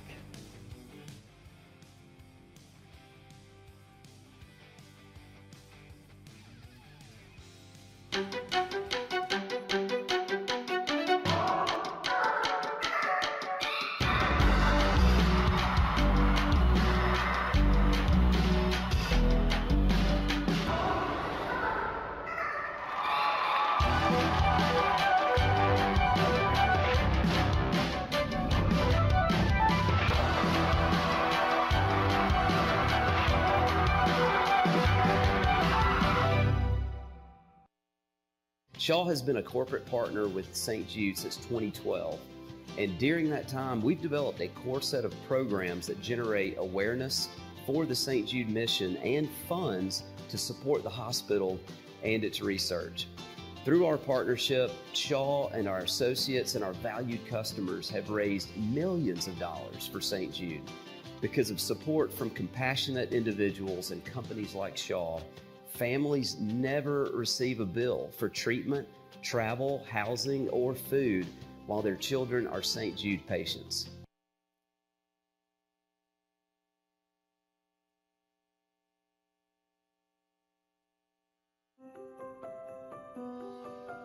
At St. Jude, there's one thing that makes us all family. Finding cures, saving children. Family is how St. Jude started, and family is how we keep going. In this family, every child deserves a chance to live their best life. Families never receive a bill from St. Jude for treatment, travel, housing, or food, because that's what you do for family. 1 in 5 kids in the U.S. still won't survive cancer, and globally, that number is even higher. In this family, we won't stop until no child dies from cancer. This holiday season, join our St. Jude family. We need you. Please donate now.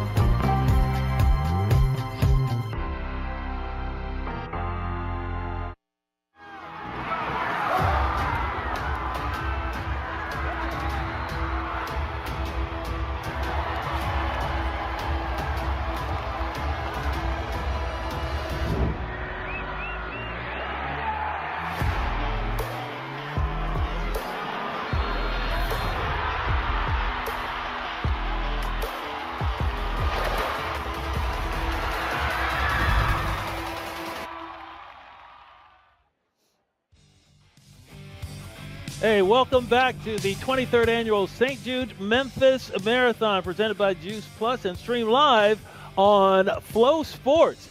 Your college sports have a home on Flow College. Watch more than 12,000 college sporting events from 100 schools and 12 different conferences only on Flow College. Head to flowcollege.com today to see everything now. And you're seeing a live shot you just saw of the thousands of people who are here in downtown Memphis for the 23rd annual St. Jude Memphis Marathon. What a great weekend it has been. It started with the pasta party on Friday night for all the runners to come in. 22,500 runners all gathering around in different places around the city to load up on those carbs. I loaded up on carbs last night too, but I'm not running the marathon. But I think the greatest spot, we have the greatest spot because we're not only right in front of the finish line, but then we can look up ahead of us. You can't see them, but we can see the runners going along Front Street, which is just amazing to see all of these runners out here supporting a great cause and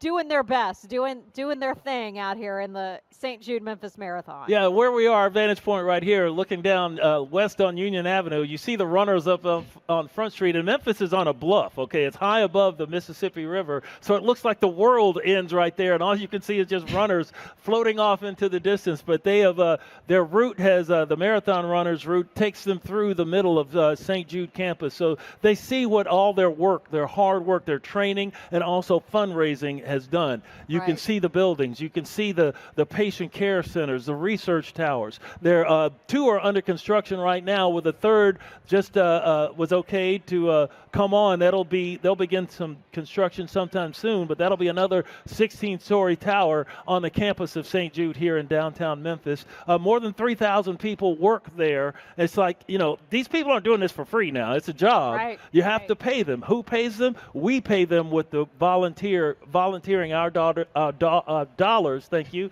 My mouth's getting a little cold. And our time to help make this thing a success. Absolutely. And of course, they're all here for the kids. And we have some giggly girls. I'm a giggly girl too sometimes, but they're wise beyond their years due to a childhood cancer diagnosis. And now St. Jude patient CJ and her best friend Abby are bringing their community together for a serious purpose. Just don't take them too seriously. Ready? Yeah. 3, 2, 1. Ah! My hair looks good in the wind. I don't know about Addie's though. Mine is a little messy. I would describe that one as funny, overachiever, there when you need her, fun to be around. I would probably describe Addie. She can be a little bossy. She's very funny. For some reason, she likes trying weird food combinations. I don't know why.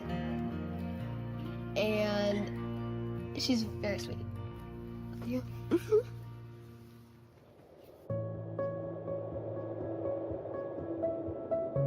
We went from normal life, healthy child to acute lymphoblastic leukemia, or B-cell ALL, and it took away my ability to take a full breath, literally. It ignited every fear that I didn't even know I had, realizing that my whole job in life was to protect these children, and I can't do anything for her. The St. Jude team came up to get CJ via ambulance. There were some storms. It was a little bit of a scary drive. There was a time where the storms were really heavy. Shortly after that, I noticed a rainbow. And when you're desperate, you have this like hope that you'll grasp onto anything. And I was looking at that rainbow like, oh, maybe that rainbow means something. And then I'm like, there's another one. There was literally 2 rainbows draped over the ambulance in front of me that was carrying my child to St. Jude. And I just remember thinking like, that means something, right? That's gotta mean something. It meant that there was hope. We were driving into hope. St. Jude gave us a hope that we didn't know was possible until they took over. All right, CJ, what's the name? An obtuse angle? Yes. Nice job, CJ. When I found out, I was very confused. I knew that it was really bad and I had a lot of questions, but I knew that everything was going to be okay. Addie would call me almost every day. and we'd talk over the phone for a bit when I was feeling up for it. I think that friendship is important because then you know that someone is going to be there for you when you're down. It's nice to always have somebody there for you. I came up with this cancer answer idea. I got together everyone I knew in my front yard and I did a fundraiser for St. Jude. And she sold so much art. And she's like, I made a ton of paintings. And my aunt's like, oh, don't worry about it. You have 3 months. And I'm like, only 3 months? One thing I picture is our entire lives we're going to be doing Cancer to Answer.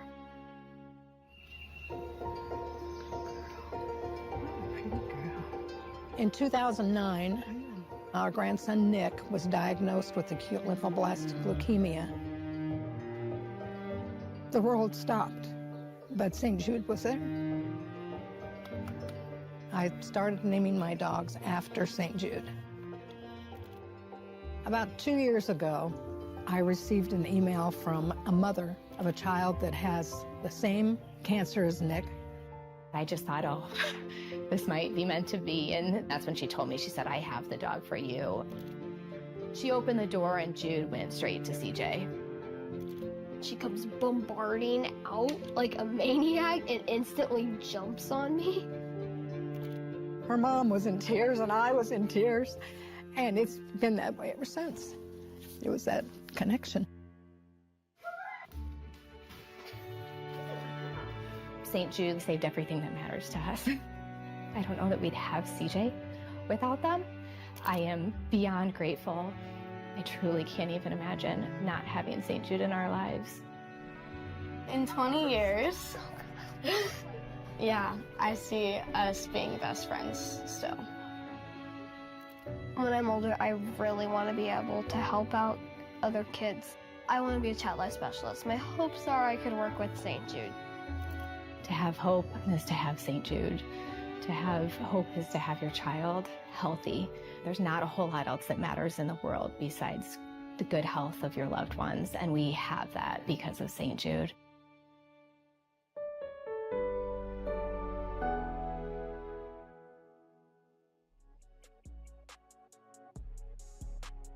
Wow, what an amazing story. And you know, Red, St. Jude cares for some of the world's sickest children, regardless of their race, ethnicity, beliefs, or ability to pay. Patients at St. Jude receive the life-giving care that they need to get rid of these life-threatening diseases, no matter what barriers they may face. Because of your support, St. Jude can provide children cutting-edge treatments not covered by insurance and at no cost to their families. That's right. When St. Jude opened in 1962, childhood cancer considered largely incurable.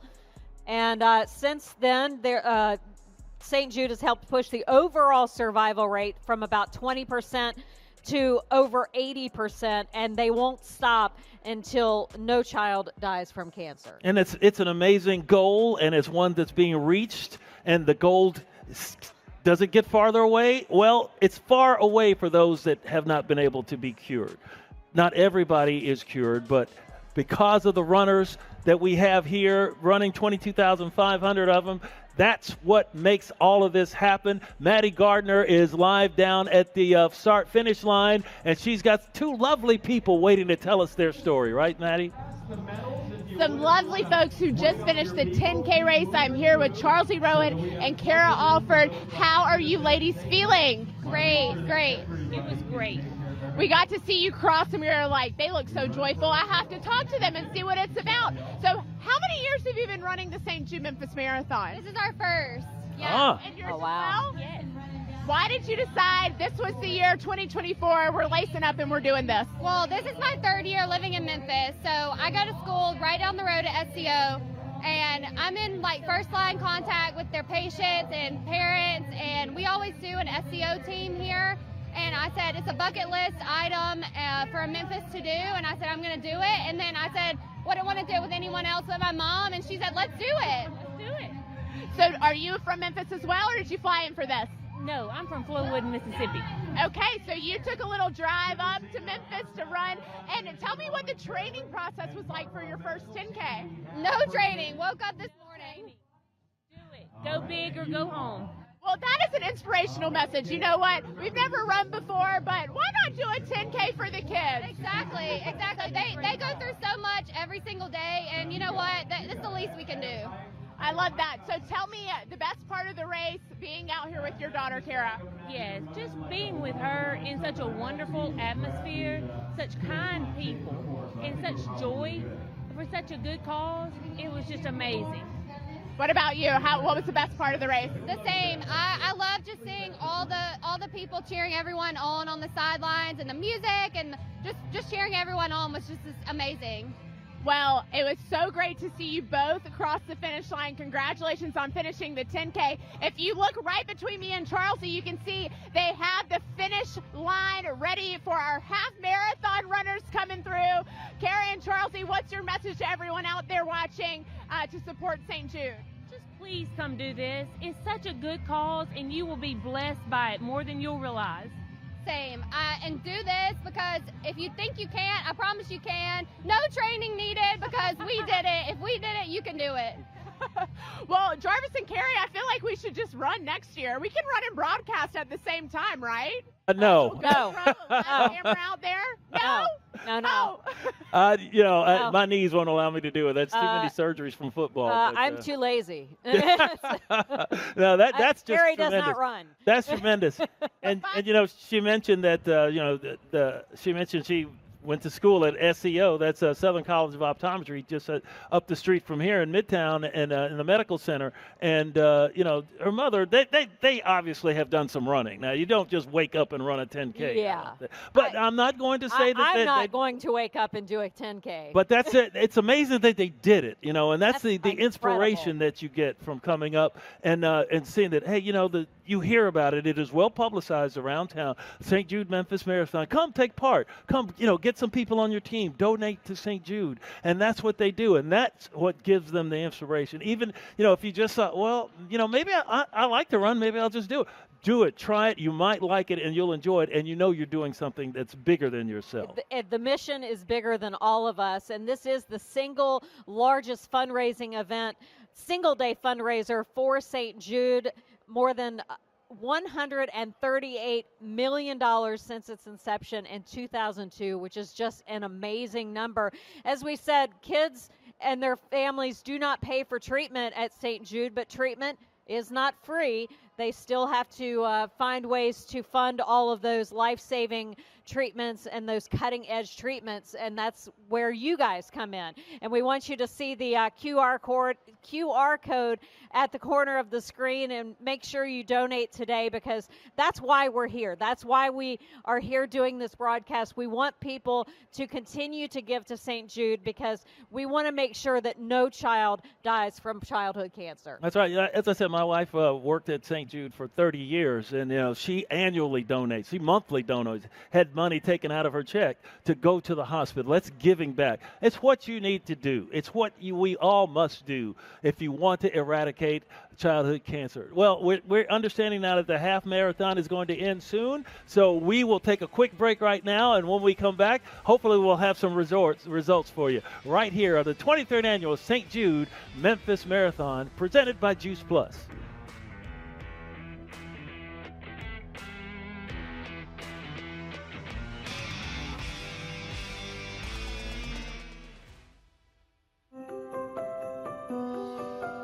At St. Jude, there's one thing that makes us all family. Finding cures, saving children. Family is how St. Jude started, and family is how we keep going. In this family, every child deserves a chance to live their best life. Families never receive a bill from St. Jude for treatment, travel, housing, or food, because that's what you do for family. 1 in 5 kids in the U.S. still won't survive cancer. And globally, that number is even higher. In this family, we won't stop until no child dies from cancer. This holiday season, join our St. Jude family. We need you. Please donate now.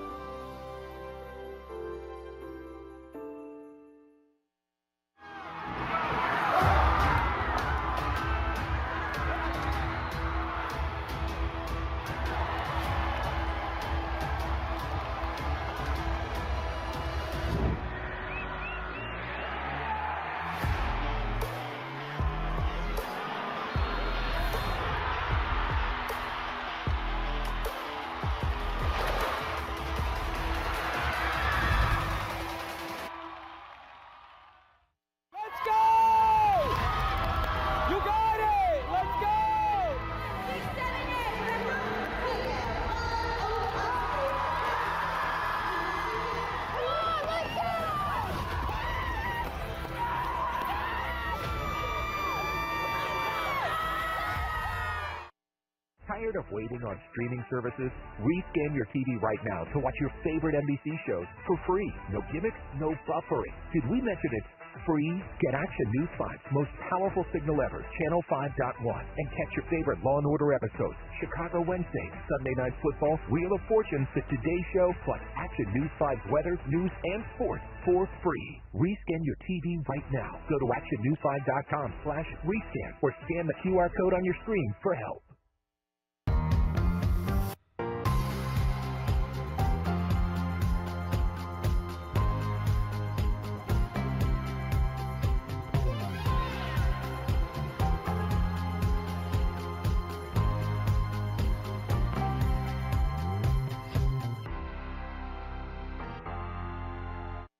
As a national sponsor of St. Jude Dream Home Giveaway, we are supporting St. Jude's largest single event fundraiser.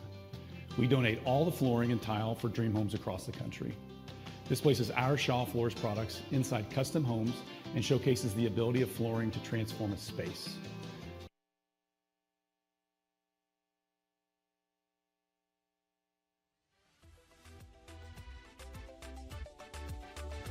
Hi, everybody. Welcome back to the 23rd Annual St. Jude Memphis Marathon presented by Juice Plus. It is streamed live everywhere on Flow Sports. We had the Flow Sports co-founder and President Mark Floriani join us here a little bit earlier in this telecast, and he ran in the 10K himself, and he was just so excited to have a chance, and pushed his son in a stroller, and it was so excited to have a chance to take part in the marathon, not just as a presenter and putting it on his platform, but also as a participant runner and donating to St. Jude. Yeah, and he mentioned that his favorite part and the most emotional part of his run was the run through the St. Jude campus, and I can't imagine going through. You've got doctors, patients, former patients, families out there cheering you on, and really that's why we're all here, is we're making sure that St. Jude has all the funds they need to cure childhood cancer, and you can help do that too. Just take a look at the QR code in the corner of your screen.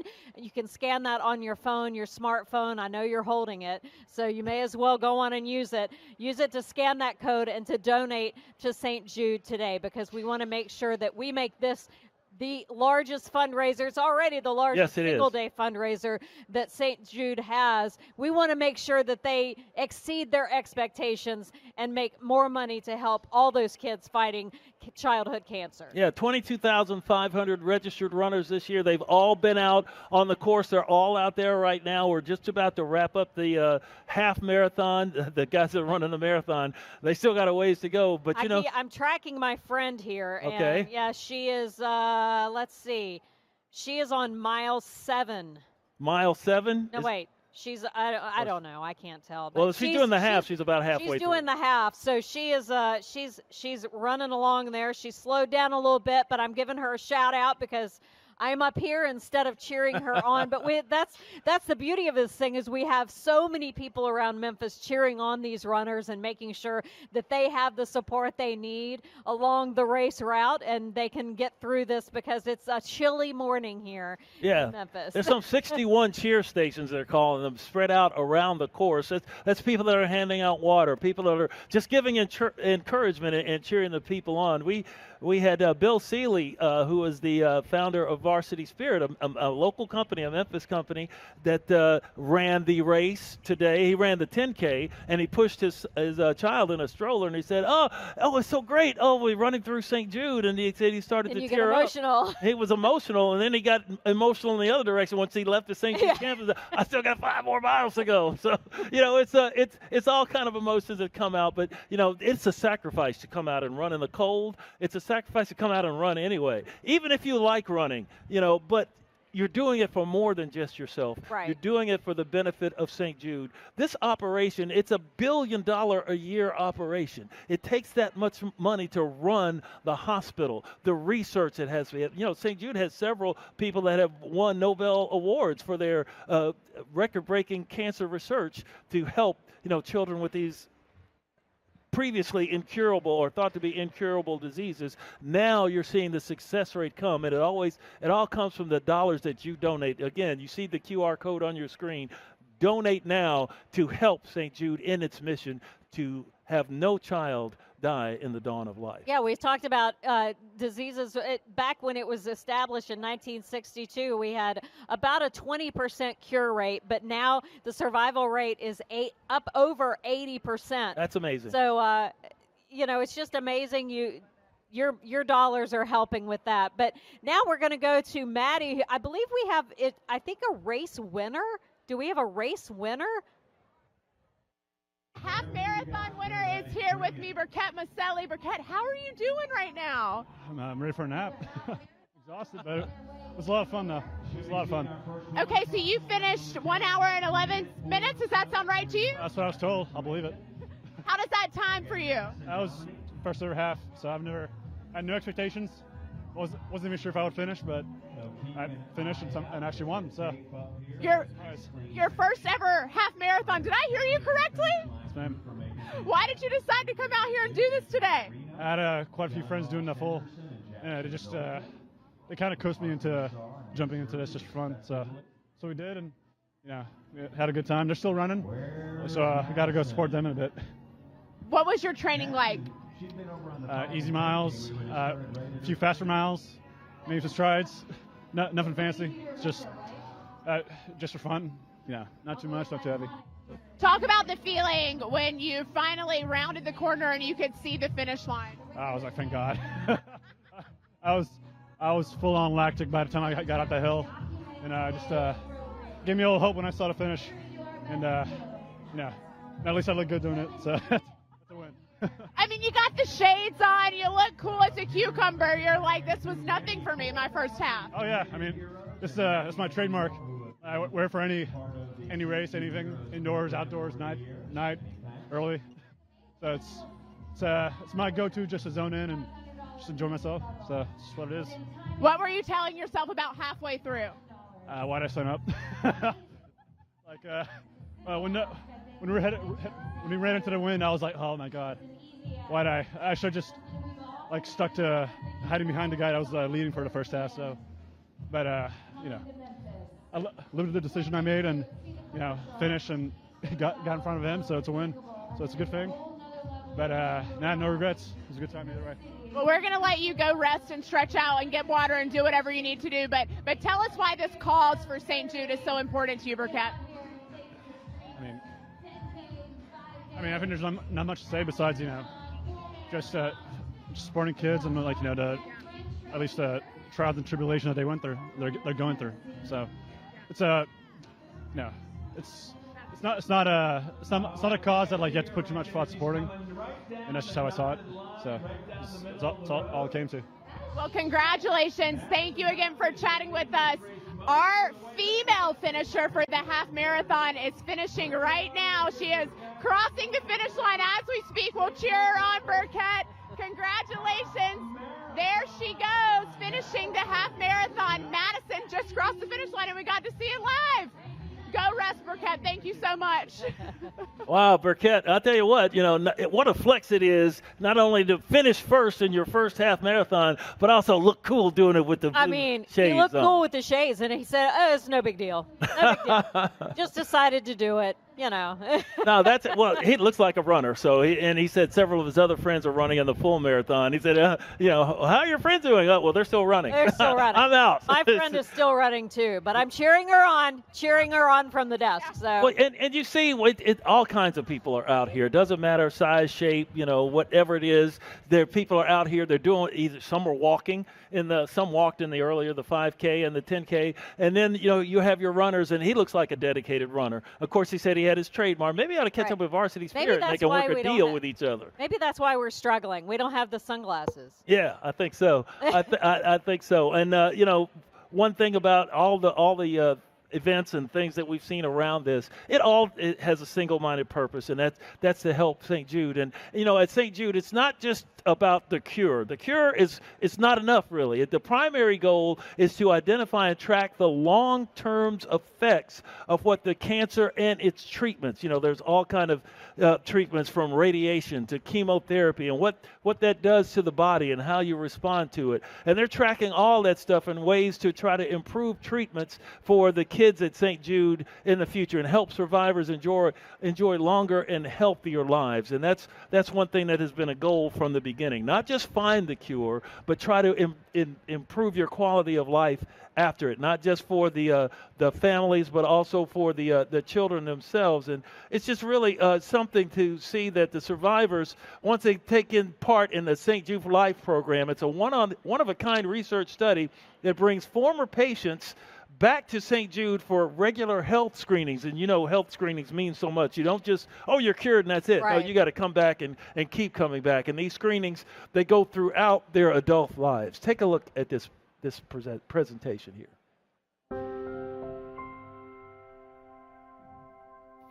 Childhood is filled with so many incredible milestones, from a kindergarten graduation, going off to middle school, high school, or college. Looking forward to getting married and having children of their own and eventually becoming grandparents one day, that beautiful cycle of life. These are milestones that all kids deserve.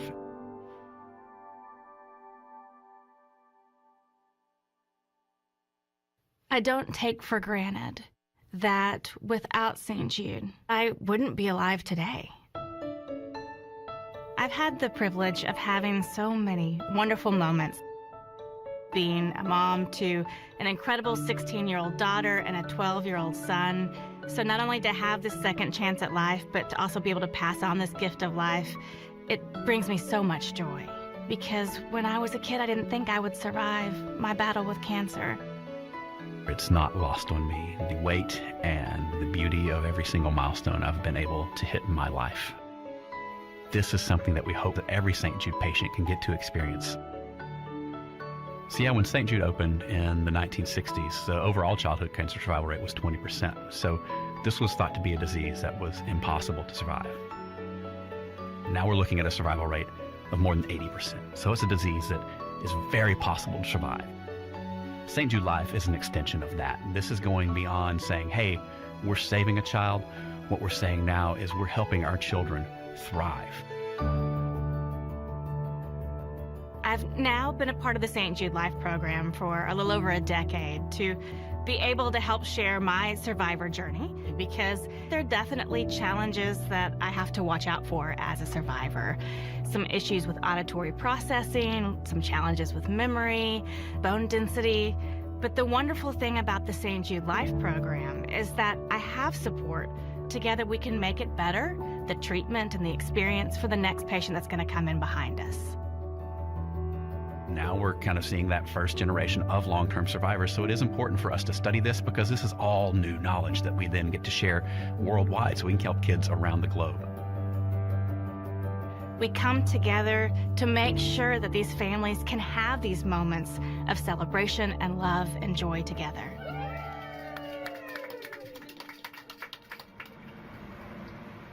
You know, without St. Jude, Lindsay and I wouldn't be here. We're so thankful for that. And they gave us a beautiful milestone in our life. It was so wonderful to be able to celebrate this milestone for us here at St. Jude, to be at the place where we thought we wouldn't survive and got a second chance at life, and then this happily ever after. It was incredible. To pronounce you as husband and wife.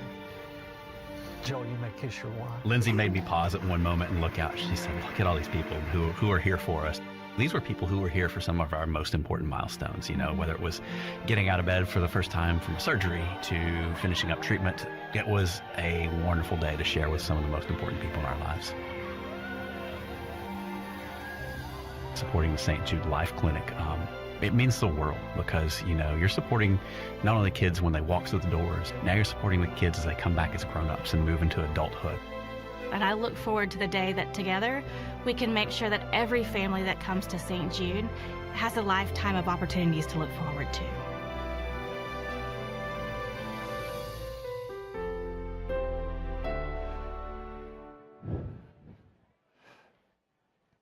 What an amazing story. Patients that actually got married, and they have children of their own. And it's one thing that, you know, you think of other kids and you see them as just kids. No, these kids grow up, and that's what the Life program, St. Jude Life, is about. So they can have quality of life after going through such a, catastrophic thing as having cancer at, young age, infants, toddlers, teenagers, to be able to go on. I can recall the story of one young lady that came from Central America that was said, you need to go to St. Jude. She came to St. Jude. She went through all the protocols, lost her hair, all the chemo and all this, and came back and ended up staying in Memphis and went to one of the colleges here, CBU, and now she's a politician here, and so she's giving back and also has been a researcher at St. Jude. There are so many stories just like that. There really are, and I've been fortunate enough to meet several St. Jude patients who have persevered and have come out on the other side, and it's just amazing to see the smiles and the hope that St. Jude gives to not only the patients but the families of these patients. It's really amazing and it's heartwarming. Hey, talk about coming out on the other side. Let's go back to Maddie Gardner down at the race at the finish line where she had someone we saw finish. I believe the half marathon, the first female winner. Is that it, Maddie? Yes, it is. We watched Madison cross the finish line live last time we checked in with you, and now we have her here with us. Madison Dominy, your female half marathon first place finisher. Your time was 1 hour, 21 minutes. Yes, yeah. And that's an improvement from the last time? It is. Last time I ran 1:22, and I wasn't expecting to improve today, but I'm thrilled. So if you weren't even expecting to improve, were you expecting to win? No, I wasn't. I think last time I was second, and I was surprised at that. And so first shocked me today, but I had fun. Well, we are also excited for you. How are you feeling right now that the race is over? I'm feeling definitely much better than I did when I was running, but I'm feeling great. It's great to be out here just running and with an amazing crowd of spectators and people supporting a great cause. Your second time running here at the St. Jude Memphis Marathon. Why did you come back for year two? I just loved it so much. Like I kind of hinted to a second ago, the spectators are amazing for everyone that's out here. And just to come out and support such a great cause while you're at it and running and doing something you love is always great. And you're coming from Kentucky? Yes. But you've been training for a couple weeks now, I'd imagine. Yes, I have, yeah. And actually, like I said, kind of didn't get as much training in as I wanted to, so today shocked me, but I had a blast. What did it feel like to run through that blue finish line today, Madison? It was great. Honestly, I didn't know they would have the tape and everything and go all out, but it was really fun and just a good way to end a hard run. What is the mindset as you're running more than 13 miles? What are you saying to yourself to pep talk all the way to the finish line? I think for me personally, it's just kind of trying to stay calm. Like sometimes I look down at my watch and I'm like, oh, I'm running fast and I still have like 10 miles to go. But it's just kind of staying calm and looking around and enjoying everything and not getting all caught up in the pace and the time and how much you're hurting. And something we've heard all morning long from runners is the special moment when you get to go through St. Jude's campus. What was that like for you? It was great. I mean, it kind of emotionally kind of takes you back a little bit. But I remember I looked over and I locked eyes with a little girl and her mom, and I was already hurting by that point, but I waved over at her and we just kind of had a cute little exchange, and it really touched my heart. I bet it touched her heart and her mom's heart as well, Madison. For folks out there who maybe are thinking about running the Memphis Marathon or the half next year, what's your message to them? I would say definitely do it. It's great. I had a blast. I know so many other people in this community also have a blast doing it or just spectating it. So even if you're scared, just take a step out there and do it and support this great cause while you're at it. And do you think we'll see you here next year? I don't know. Maybe. It's really possible. I think I might be back. 1 hour, 20 minutes? Maybe. We'll see. Says me, who's running like a 15-minute mile at this point. So, I'm very impressed. Madison, thank you so much for taking some time. What's next for you for the day to recover? I'm going to hang out with my family. My aunt and uncle and my cousins live here, so just kind of hang out and relax with them. All right, thank you so much. Goodness, it's so inspirational to talk to these runners who finished the race, the reason behind it, but especially to hear what's going through their mind when they're running such long distances. It is really crazy to think that, I didn't think I was going to win, and you win. And then you win. And this is only her second time. So we had the male winner. It was his first time to run it, and he won it. So I don't know. Maddie, you think you might want to be a first-time winner sometime? You come back next year? I don't know if Maddie can hear me, but, maybe when you come back next year, you could be a first-time participant. What do you think? We'll see. So currently I'm 30 weeks pregnant. So no running for me right now. But maybe next year, me and baby girl can get the stroller out and train for the 5K or something like that. That's amazing. You talk about trooping it. That is a trooper. That's a trooper, out here, 30 weeks pregnant. We thought, it's right here by AutoZone Park. You got to get the catcher's mitt ready because you never know. But Maddie, when you look at it, you've seen the male winner and the female winner, and they're coming. They talk to you like they just a walk in the park. How is that possible? Right. I mean, they look incredible. Madison looks beautiful. She hasn't even sweat, I think, this morning. So it's wild to me that they just finished such a rigorous and grueling race. I mean, incredible. I know, Maddie. It's incredible. Thanks to Maddie Gardner out there. She's been our race correspondent on the course all morning long. And like I said, a true trooper. 30 weeks pregnant. Can you imagine? I cannot imagine at all. No. But we appreciate you, Maddie, for being out there. Hopefully we'll get some more as we go along. But, we've been talking about, the runners are out here. They're giving their time. They're also donating money. We've seen several teams come out and run together and raising money. We had a little bit earlier, Maddie interviewed someone that said that a grand total they had raised more than $160,000 for St. Jude. Every dollar helps. It doesn't matter how small the contribution is. I believe that most St. Jude contributions that are sent in by mail are average around $10 to $15. Right. And that's for $1 billion operation yearly. Just think about it. If every person gave $10 to $15, $5. If every person gave, that means that much more work can go into research and patient care and helping people deal with this catastrophic illness of childhood cancer, and also the fact that the way that you have to have support staff, and it's not just the doctors and the researchers, it's the nurses and the other people that the people food service. Everything that's needed to go in and putting on an operation like this. It takes a whole village, and that village grows and grows more and more each year. That's right. And we have someone coming up who I think I know who it is. It's one of the most important people at ALSAC who is keeping this village going. Yes. And we're going to talk to him coming up after a short break. Stay with us. The 23rd annual Memphis-St. Jude Marathon, streaming live on Flow Sports. At St. Jude, there's one thing that makes us all family: finding cures, saving children. In this family, families never receive a bill from St. Jude for treatment, travel, housing, or food. 1 in 5 kids in the U.S. still won't survive cancer. In this family, we won't stop until no child dies from cancer. This holiday season, join our St. Jude family. We need you. Please donate now.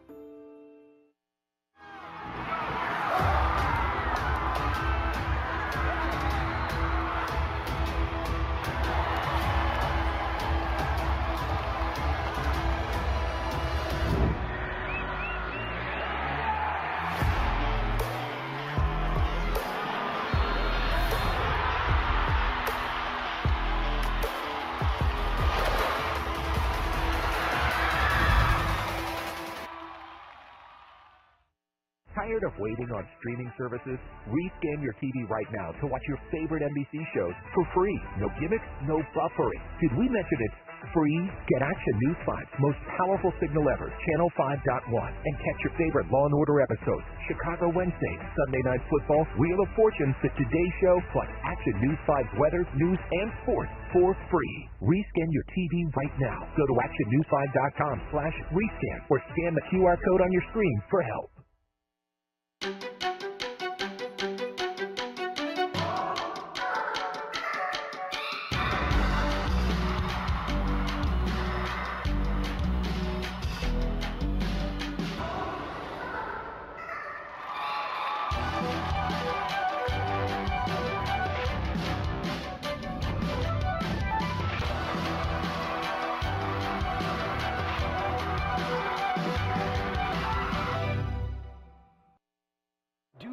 Have it this year. Can Lamar get it done? They're trying to write us off. Y'all got it? How hard? Oh, you know we got it. That's right. Oh, you know we got it. Let's go. Oh, you know we got it. Let's fight.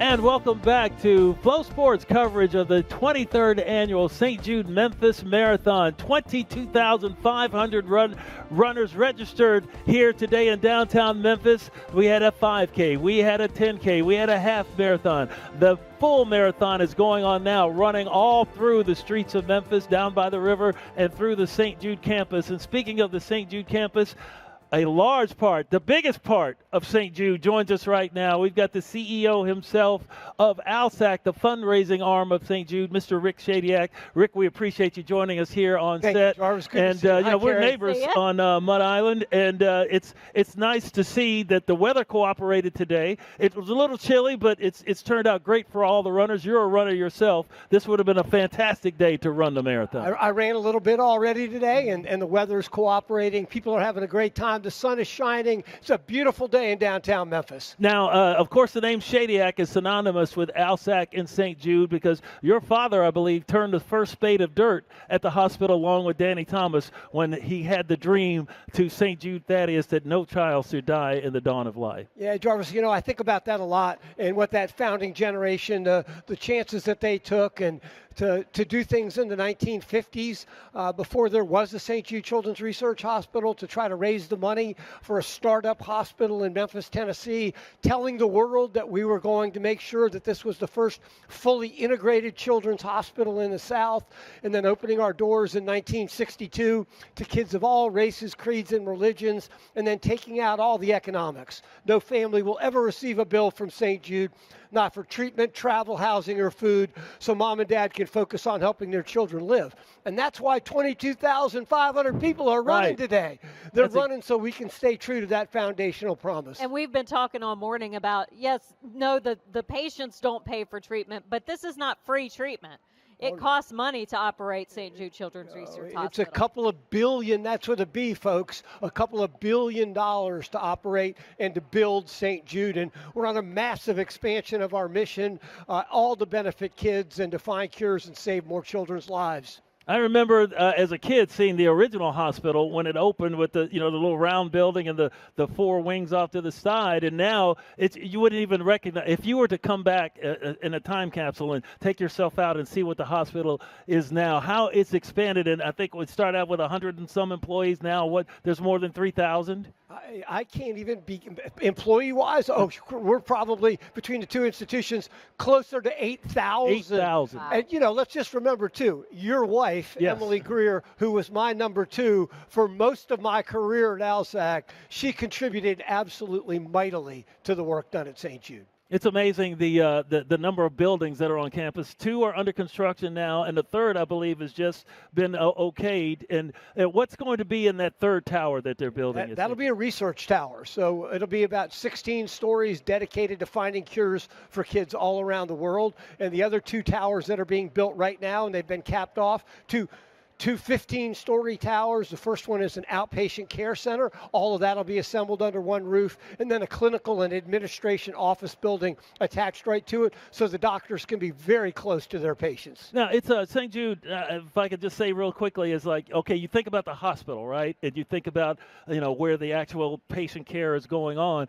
But also ALSAC, the fundraising arm, is you wouldn't have the hospital without the fundraising arm and how they work together. And also with them raising the money, we see on your screen right now, you can see the number of sponsors that are involved in helping make the St. Jude Memphis Marathon a go. And of course, Juice Plus is our presenting sponsor, but look at the other sponsors, FedEx and others that have really come in and given their time. And Flow Sports, streaming this event now live across the nation so people can see and join in the effort for St. Jude. Yeah, St. Jude is a movement, Jarvis. It's a movement. It's a global movement. You see all these corporate sponsors. We're blessed to have them, but we've got 12 million supporters, 11 million donors, a million volunteers that help us all across the country to execute events. but the public has to support St. Jude. So I mentioned that the hospital budget is well more than $2 billion a year. 89% of that money has to be raised. That means donations have to come in, and no donation is ever too small. No. And we thank all of our heroes that are running today, and nobody gets a bill from St. Jude for treatment, travel, housing, or food, so mom and dad can focus on making sure their child survives. I mentioned earlier about if people have a chance to go and tour the hospital, it's unbelievable the spirit that lives in that building. You see it every day. Can you give people kind of a snapshot of what it's like in the hospital? It's not gloom and doom there. No, not at all. I mean, I hear all the time, and I experience it. It's actually a happy place. I mean, it's a place where you don't really want to be, right? But it's a very, very happy place. It's a family place. It's a welcoming place. It's a place of collaboration. It's a place of innovation. It's a place of hope. It's a place of light after some really dark news that you've been given, and it's a family. That's what it is. That's the environment and the atmosphere at St. Jude Children's Research Hospital. It's very unique. Yeah, it's really something to go over there. Anybody that's gone over there has been moved. I know that a lot of the NBA teams that come through town, they make it a point to go and visit the children at St. Jude. When the Liberty Bowl, the AutoZone Liberty Bowl is played, both the teams that come in, they come in and they see. And you're talking about big strapping athletes, and they're and they see that they're really just taken aback and introspection, knowing that, this could have been me, or I am blessed. It really makes you count your own blessings when you see, what other people have to go through. St. Jude provides a lot of perspective every day. It makes those of us that are blessed with good health or with kids with, our kids that are healthy and things like that. I mean, perspective means a lot, and a lot for us to be thankful for, to be grateful for. And, Jarvis, we just had the University of North Carolina over there. We had the University of South Carolina Gamecocks, the women's Gamecocks. Team, Dawn Staley and her crew. We had a great tournament here. We're going to try to do that again next year. Everybody came to Memphis to enjoy everything that this great city has to offer. And we talked about the people in Memphis come out for this event. Talk about the community and the spirit of this community, not only coming out for this event, but for everything St. Jude related. Carrie, you can't do events like this without community support. 4,000 volunteers right now, 4,000 volunteers. And then that takes place all during the year as well. And then, I want us to think about also the economic impact that this event has on Memphis. $54 million, because 22,500 people, they don't come alone. They bring their boyfriends and their girlfriends and their husbands and their wives and their moms and their dads and their kids, and they go out to the restaurants and they go out to the bars and they enjoy all the cultural amenities that we have in our great city. So you put all that together, and it's $54 million economic impact on our city. That's unbelievable. And you see some of the people crossing the finish line. Look at that. It's just right outside the Peabody here. We're going to take a look at some video from the Peabody that we found. And how does it make you feel when you personally, obviously you're a Memphian here, you're living here, and you see all these people. How does it make you feel to know that all of these people here are supporting St. Jude and the fundraising efforts? My heart is just filled with gratitude. It makes me very emotional, to be perfectly honest, Carrie. And I look back here, and this is the best of the United States. This is the best of the world. Oh, come on. I think you've got a plaque Elvis here. Presley. Oh, well, along with Elvis. Yeah. Thank you very much. That's not quite your plaque, but there we go. Talk about that a little bit. Well, that's got to be an amazing feeling. The Bells family, Jack Bells and his kids, are dear friends of mine and of St. Jude Children's Research Hospital. And they restored the Peabody back to and they're the owners of the Peabody, and they were dear friends of my father as well. And they were kind enough to say, you do a few things for the community, and we'd like to recognize what you've done more than a few things. I got a great team, and we do it all together. It's all about but look at this. There's nothing better than this. And there's a lot of negativity in the world right now. There's a lot of polarization. I don't see any of it here. None. I see nothing but positivity and unity, and it speaks volumes about when people can put aside their differences, come together, be united around a common cause. Right. You can make a tremendous difference in the world. That's what I think this is all about. Now, one thing I wanted to ask you about is you guys are from Washington, D.C. originally, and your father was a high-powered lawyer. I mean, and how did he get involved with Danny Thomas in making this dream come true in Memphis, Tennessee? Thank you for asking me that, Jarvis, because I'm so proud of my mom and dad. So Danny Thomas, our founder, Danny Thomas, went around the country asking people that were Lebanese and Syrian to help him. He was Lebanese, very proudly Lebanese, and my family is Lebanese as well. And my dad received a phone call to meet Danny Thomas in a bowling alley in Washington, D.C., and to bring a couple of his friends. And he did, and Danny Thomas made this pitch to him. Context is really important here, because my dad was 29 years old. Oh, wow. It's about the same age as you, Jarvis. Right. Yeah, 29, I can say that to 49 years ago. Yeah, Jarvis and I are the same age, so I can say that to him. 29 years old, okay? And he was a Department of Justice lawyer. That means he's a government lawyer. He wasn't making any money. And my mom and dad had just had me, okay? So they had no money. And he said yes. And I'm so proud that my parents said yes. And it was to say thank you to God and the United States of America for giving my grandparents the opportunity to come to this country and to make a life. And then the rest is history. And my dad was blessed to go on to enjoy great success. And ultimately, he served this mission for over 50 years. And he was the CEO of ALSAC for 13 years as well, and board chair of both. He's the one that hired my wife. Took a chance on bringing somebody in, a woman of color, to be in a position at this operation that has really grown. And it's something that you talk about giving back. There's no more giving back than what your family has done. Well, we do it together, Jarvis. My father told me many times that one of the best hires he ever made was Emily Greer, your wife, and I second that, and that's why she was my number 2 for almost all of my tenure. That's the best hire he made, too.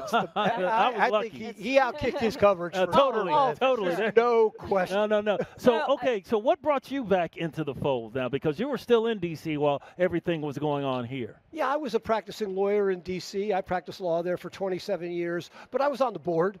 I was doing events for St. Jude, and I was on the board, and ultimately I became the chairman of the board, and then we lost our CEO. So we started a search, and then kind of the rest. I threw my name in the hat. Who knew, and they took a chance on a lawyer from Washington, D.C., and here I am today, 15 and a half years later.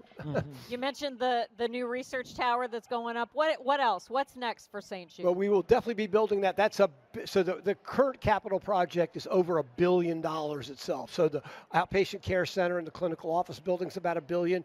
The research tower will probably be between $850 and $900 million. We have to build something that's it's not one of the most favorite things to build.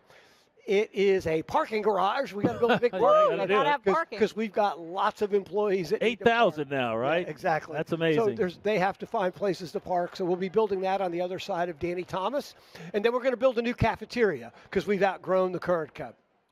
Yes, and everything about it, the runners coming in and doing what they do, they make all of this great, and it has to be so fulfilling for you as a legacy to St. Jude and what they do at the hospital, to see all these people, 22,500 runners come out, all the volunteers that come out and to put this event on and make it such a success, not just for themselves, but for the larger goal of the hospital. It all starts with a mission, right? But the experience matters. If the experience isn't cool and moving and emotional and really fun, people aren't going to come back. And these are people that come back every single year. This is a family reunion. I see more and more people that have done this 5, 10, 15 years in a row. That's what makes this special. Okay, I know we appreciate you coming by to sit with us for a while, but I know you got to get back on the course. I'm going to get on the course, and I'm going to run through the finish line with a couple St. Jude patients. How about that? Right. That's a good deal. Join me? No. Okay. And no, I will be there in spirit. Okay. I will be there in spirit. But I have one more question. We'll put you on the spot. Do you have a favorite memory from the St. Jude Marathon or St. Jude in general? Just a favorite memory. Well, look, I have incredible experiences. My favorite memories of this event will always be running through the finish line with these St. Jude patients. And I've run through that finish line with kids that have battled a brain tumor and were not even supposed to walk let alone run again. And I've run through the finish line with people that have battled leukemia.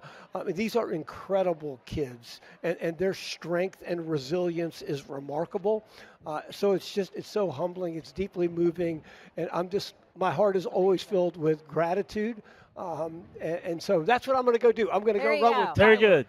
who's in college at Ole Miss now, knocking it out of the park. Unbelievable. And he's run the full marathon before this year. I called him a slacker. He's only running a half marathon. He's not a slacker, folks. This kid is amazing. So it's just been amazing. It's been great having you here, Rick Shadiak, CEO, Chief Executive Officer of ALSAC St. Jude. It's the fundraising arm of St. Jude. When you write those checks, it goes through ALSAC and then goes to the hospital and all the things that you've seen built here. That's the reason why all these runners are here today. St. Jude Memphis Marathon Weekend, another successful weekend, wanting to raise $16 million. Let's hope we can do it. It was $15 million last year, and we will hope we can break that record. Let's go to a break right now. We'll be back with more on the St. Jude Memphis Marathon, presented by Juice Plus and streamed live on Flow Sports.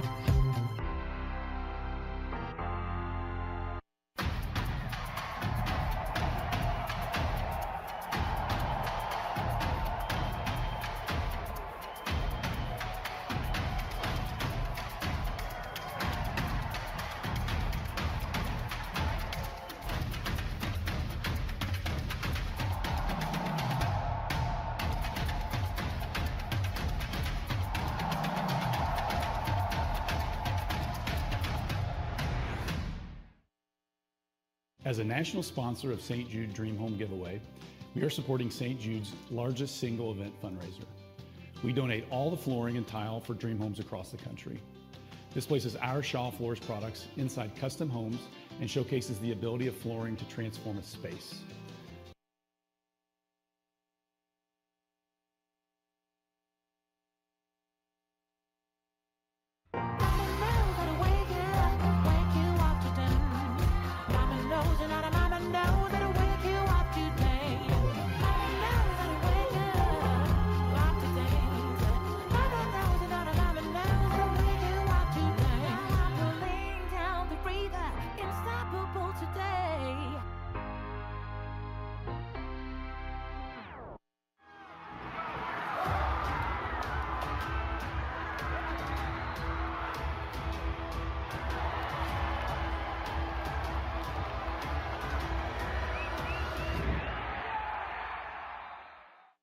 Tired of waiting on streaming services?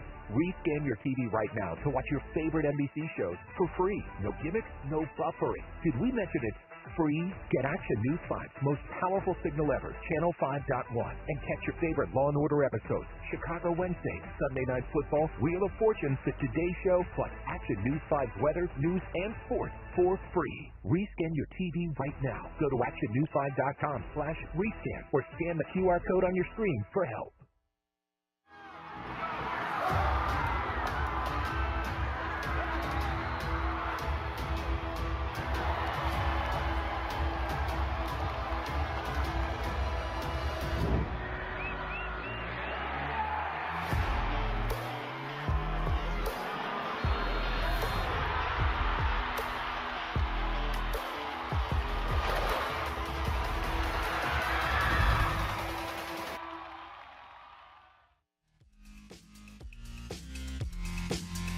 A beautiful day in downtown Memphis, Tennessee, the 23rd annual St. Jude Memphis Marathon presented by Juice Plus and streaming on Flow Sports. Nate, we head down to Maddie, who is standing by on the finish line with another finisher.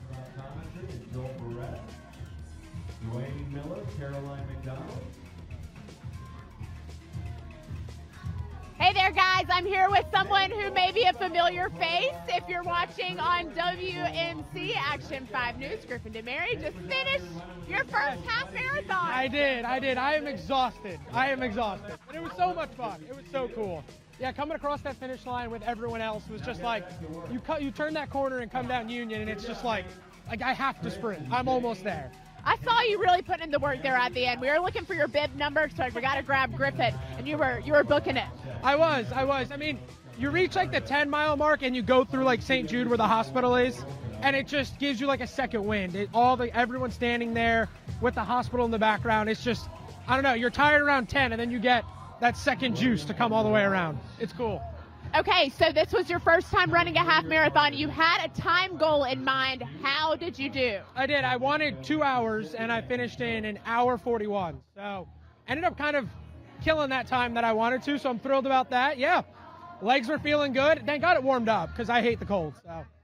Well, I told Griffin, I said, well, you can go run another 5K and still get your time in. I think I might be able to have a hard time moving from this position right here. I think I'm like stuck. And I offered him a seat, and he said, if I sit down, I'm not getting up, guys. No chance. I can't have anything yet. I got to take some more steps first. Well, we're very impressed to see you crossing the finish line and here standing. What was the catalyst to run this year? I mean, when I moved to Memphis, St. Jude is just such an integral part of this community. So I'm a big runner. I run in my free time all the time. So I thought, what better way to maybe give back? And I was able to raise close to $1,000 too this year. So kind of just raising money for a good cause. I mean, I could put myself through 13 miles with everything these kids go through every day.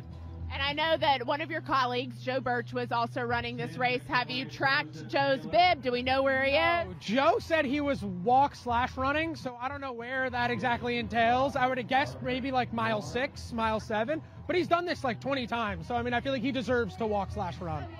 That would be my plan as well. Walk/run. We'll keep an eye out for Joe and make sure we grab him when he crosses the finish line. Okay, looking back on the last 13.1 miles, what was going through your mind and what are you feeling right now? Going through it at first, I'm like, dang, this is going to be really long. Like, I hit mile 3 and I was like, I'm already like huffing and puffing. And then you just I don't know, you get into a groove with everyone running together. And like I said, around mile 10, you feel kind of dead. And then they run you through around the hospital. And that really gives you that second juice that you need. They got music going. Everyone's there cheering you on. I mean, without the fans, I would not be able to do 13 miles without people standing there. So definitely the fans giving you that juice takes you over the top. Yeah, and 60 cheer stations stationed throughout the course. It certainly helps a little bit. You are so used to covering this community and being a part of Memphis. What does this morning mean to you and mean to the city? I mean, this is incredible for the city. You look around, you have 22,000 runners, and then even more people just standing there cheering. People are coming out at the crack of dawn before the sun's even up just to wave a towel or ring a bell. It shows how much people really do care about each other here. And I think that's maybe a slept-on part of this city. You hear about all the other things, all the other challenges that we have, but this is Memphis at its best, and this is a shining light for what this city is. Well, we are so glad we caught you as you cross the finish line, Griffin. Guys, I saw a sign over here that said on a scale of 1 to 10, you're a 13.1. So, Griffin, today you are a 13.1. Feeling really good about that. To have Griffin DeMary in Memphis. He's been here about a little bit more than a year now. Of course, he's covering sports at WMC Action News 5. That's our former station. Yes. Carrie and I, Jarvis, Greer, Carrie Anderson. I was there for 43 years. You were there for 16. We had to do a working covering the Memphis Tigers and the Memphis Grizzlies and all over the country doing all kind of things. My first marathon, covering my first marathon. Yeah, now we got the band back together for that. That's right. And it's just been such a great thing. And it really shows how, the effect and the impact of this city and St. Jude that it has on the people, the newcomers to town, the new Memphians. Right. As they see that, oh, wow, this is something I can do and I can help. And, it's not so much about, a lot of people run marathons for the prize. I'll get the prize.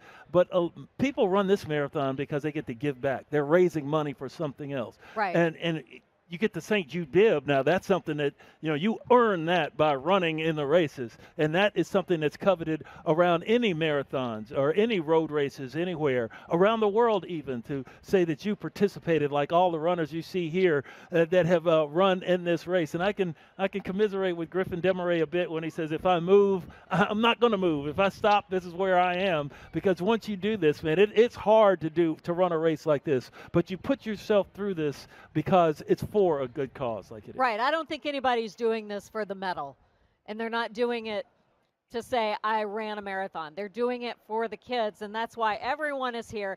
That's why we are here doing this broadcast, because we want you to donate. Check out the QR code at the bottom of the screen. You've got your phone. I know you do. Get your phone out, scan that QR code, and make sure that you give any little amount. Every amount counts, and every amount will help with the treatment of childhood cancer at St. Jude.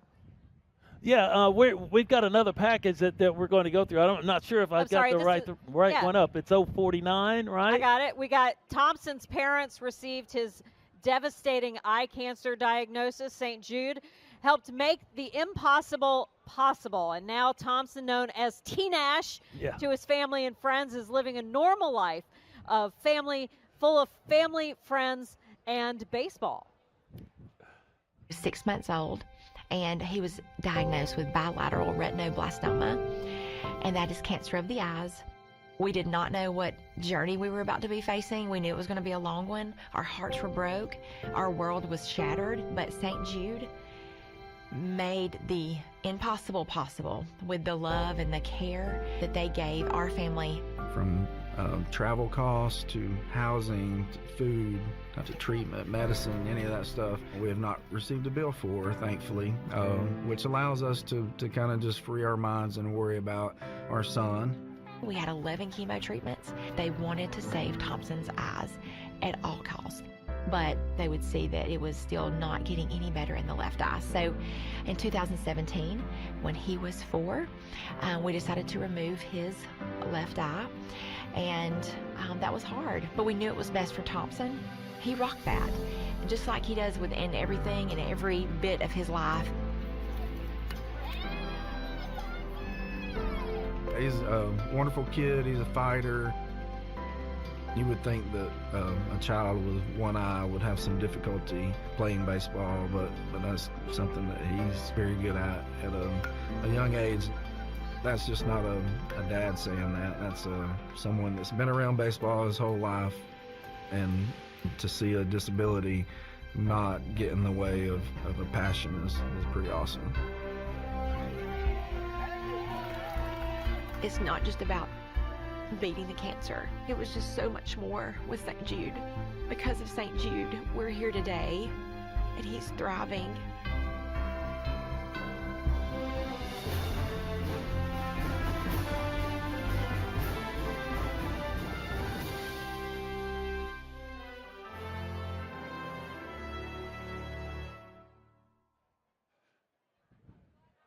Is that an incredible story or what? One eye All and of these coming out and stories playing baseball. And, every single one of them are incredible. You know, you can overcome obstacles in life, but you have to have help. And these kids that come through the hospital here, they need all the help that they can get for something that, you know, it's not their fault they got cancer. Right. It's nobody's fault if you get some disease that, you know, comes down and takes over your body.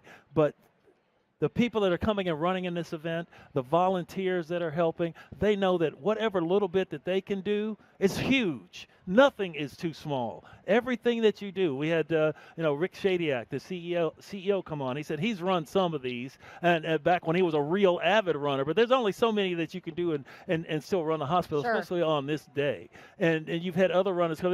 Griffin Demaray said he raised about $1,000. What? That's great. That's absolutely fantastic. Guy just got here, man. You know, dude just got here, working up the street at Channel 5, said, oh, St. Jude, man, I've heard about that.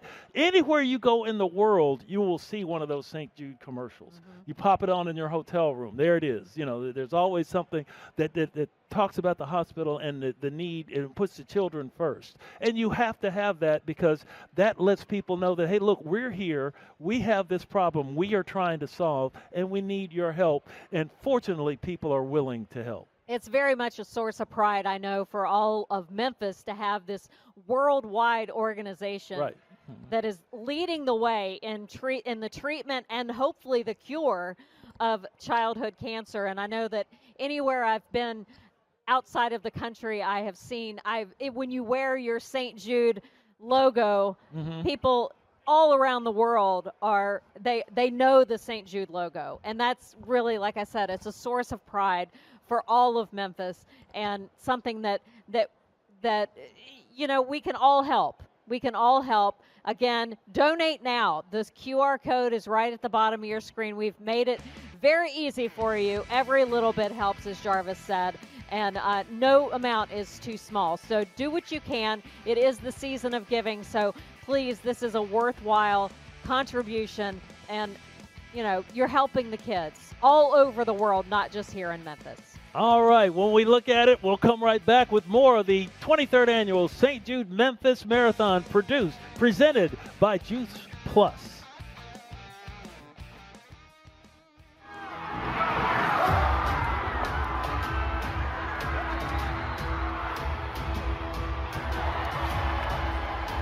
Oh, that was our best stuff. Do the Ravens have it this year? Can Lamar get it done? They trying to write us off. Y'all got it?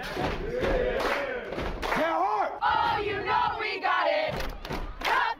That's right. Oh, you know we got it. Let's go. Oh, you know we got it. Let's fight. Y'all ready? Oh, you know we got it. Let's get it. Let's get it. He ain't never gonna stop us, 'cause Tired of waiting on streaming services? Rescan your TV right now to watch your favorite NBC shows for free. No gimmicks, no buffering. Did we mention it's free? Get Action News 5's most powerful signal ever, Channel 5.1, and catch your favorite Law & Order episodes, Chicago Wednesday, Sunday Night Football, Wheel of Fortune, The Today Show, plus Action News 5's weather, news, and sports for free. Rescan your TV right now. Go to actionnews5.com/rescan or scan the QR code on your screen for help.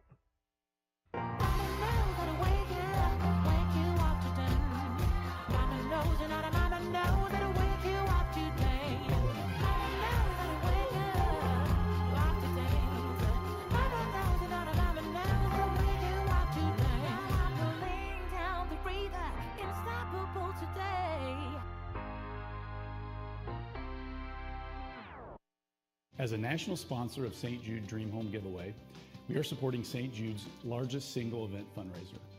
We donate all the flooring and tile for dream homes across the country. This places our Shaw Floors products inside custom homes and showcases the ability of flooring to transform a space.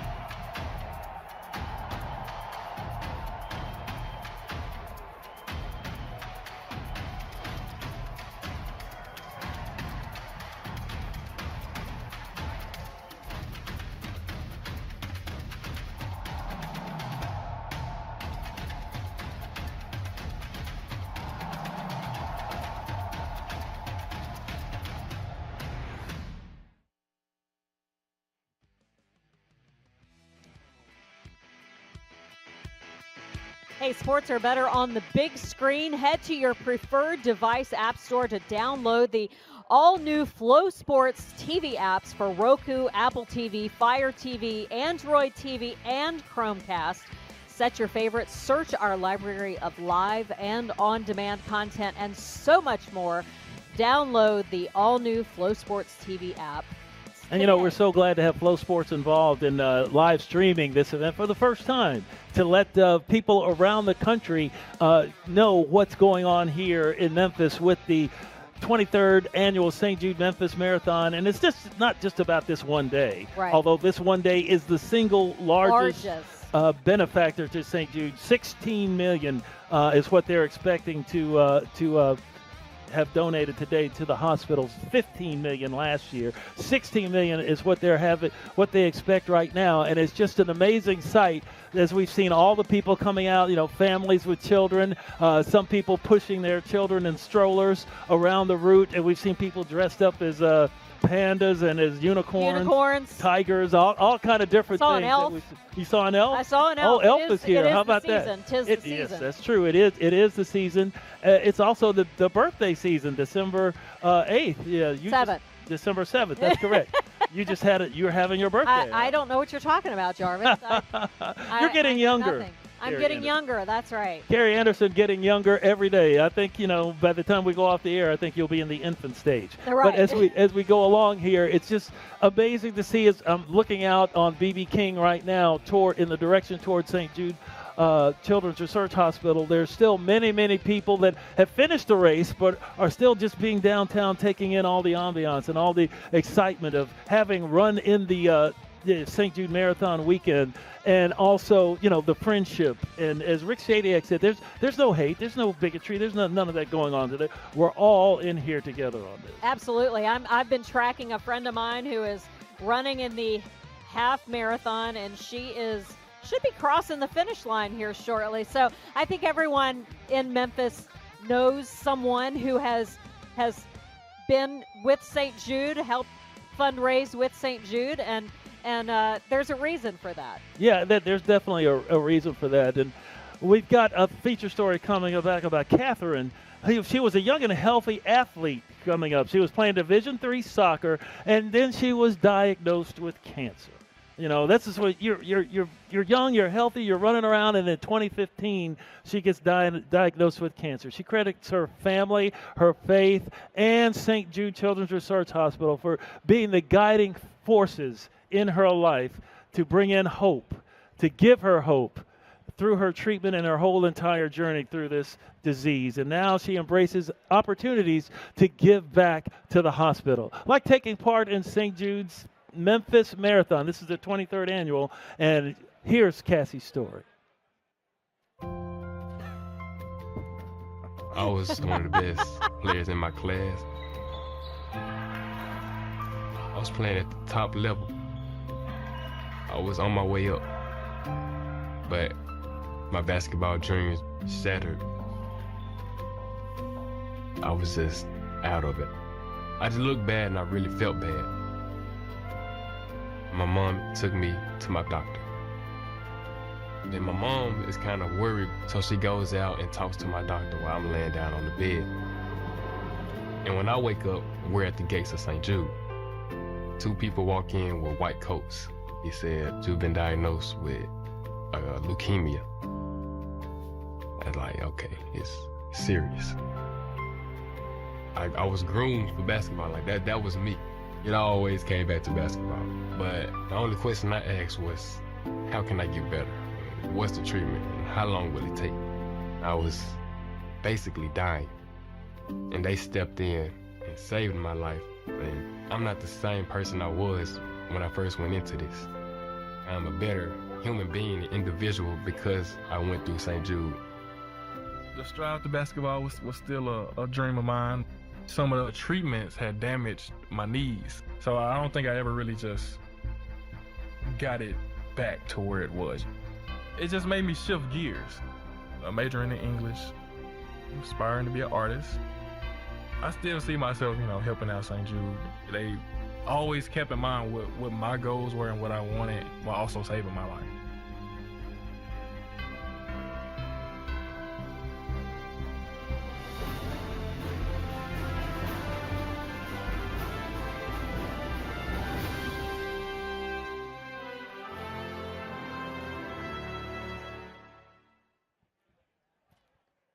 All right, welcome back. We've got some finish line action. I believe my friend is probably in that group right now. I've been tracking her the whole time, so that's been exciting for me to watch. And we want to bring everybody out. One of the reasons that we're here, the only reason we're here at the St. Jude Marathon.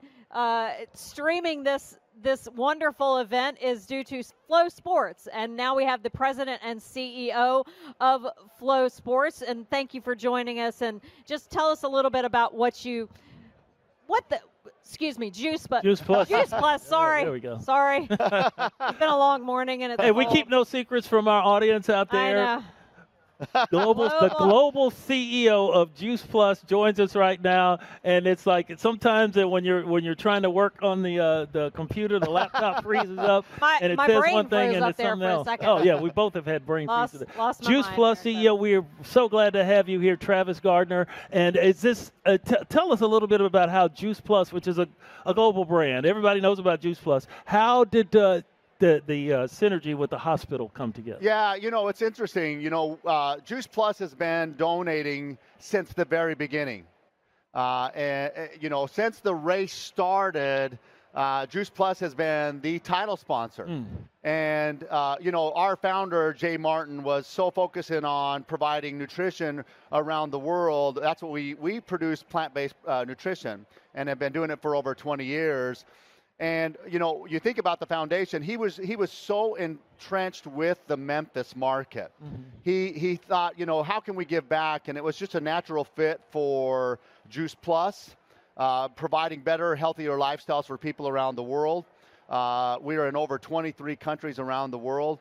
And this foundation has been just amazing. And today's been just amazing, and seeing all these people who are here from around the world who are participating and really truly giving back to really what's really important are these children at St. Jude. So very, very important.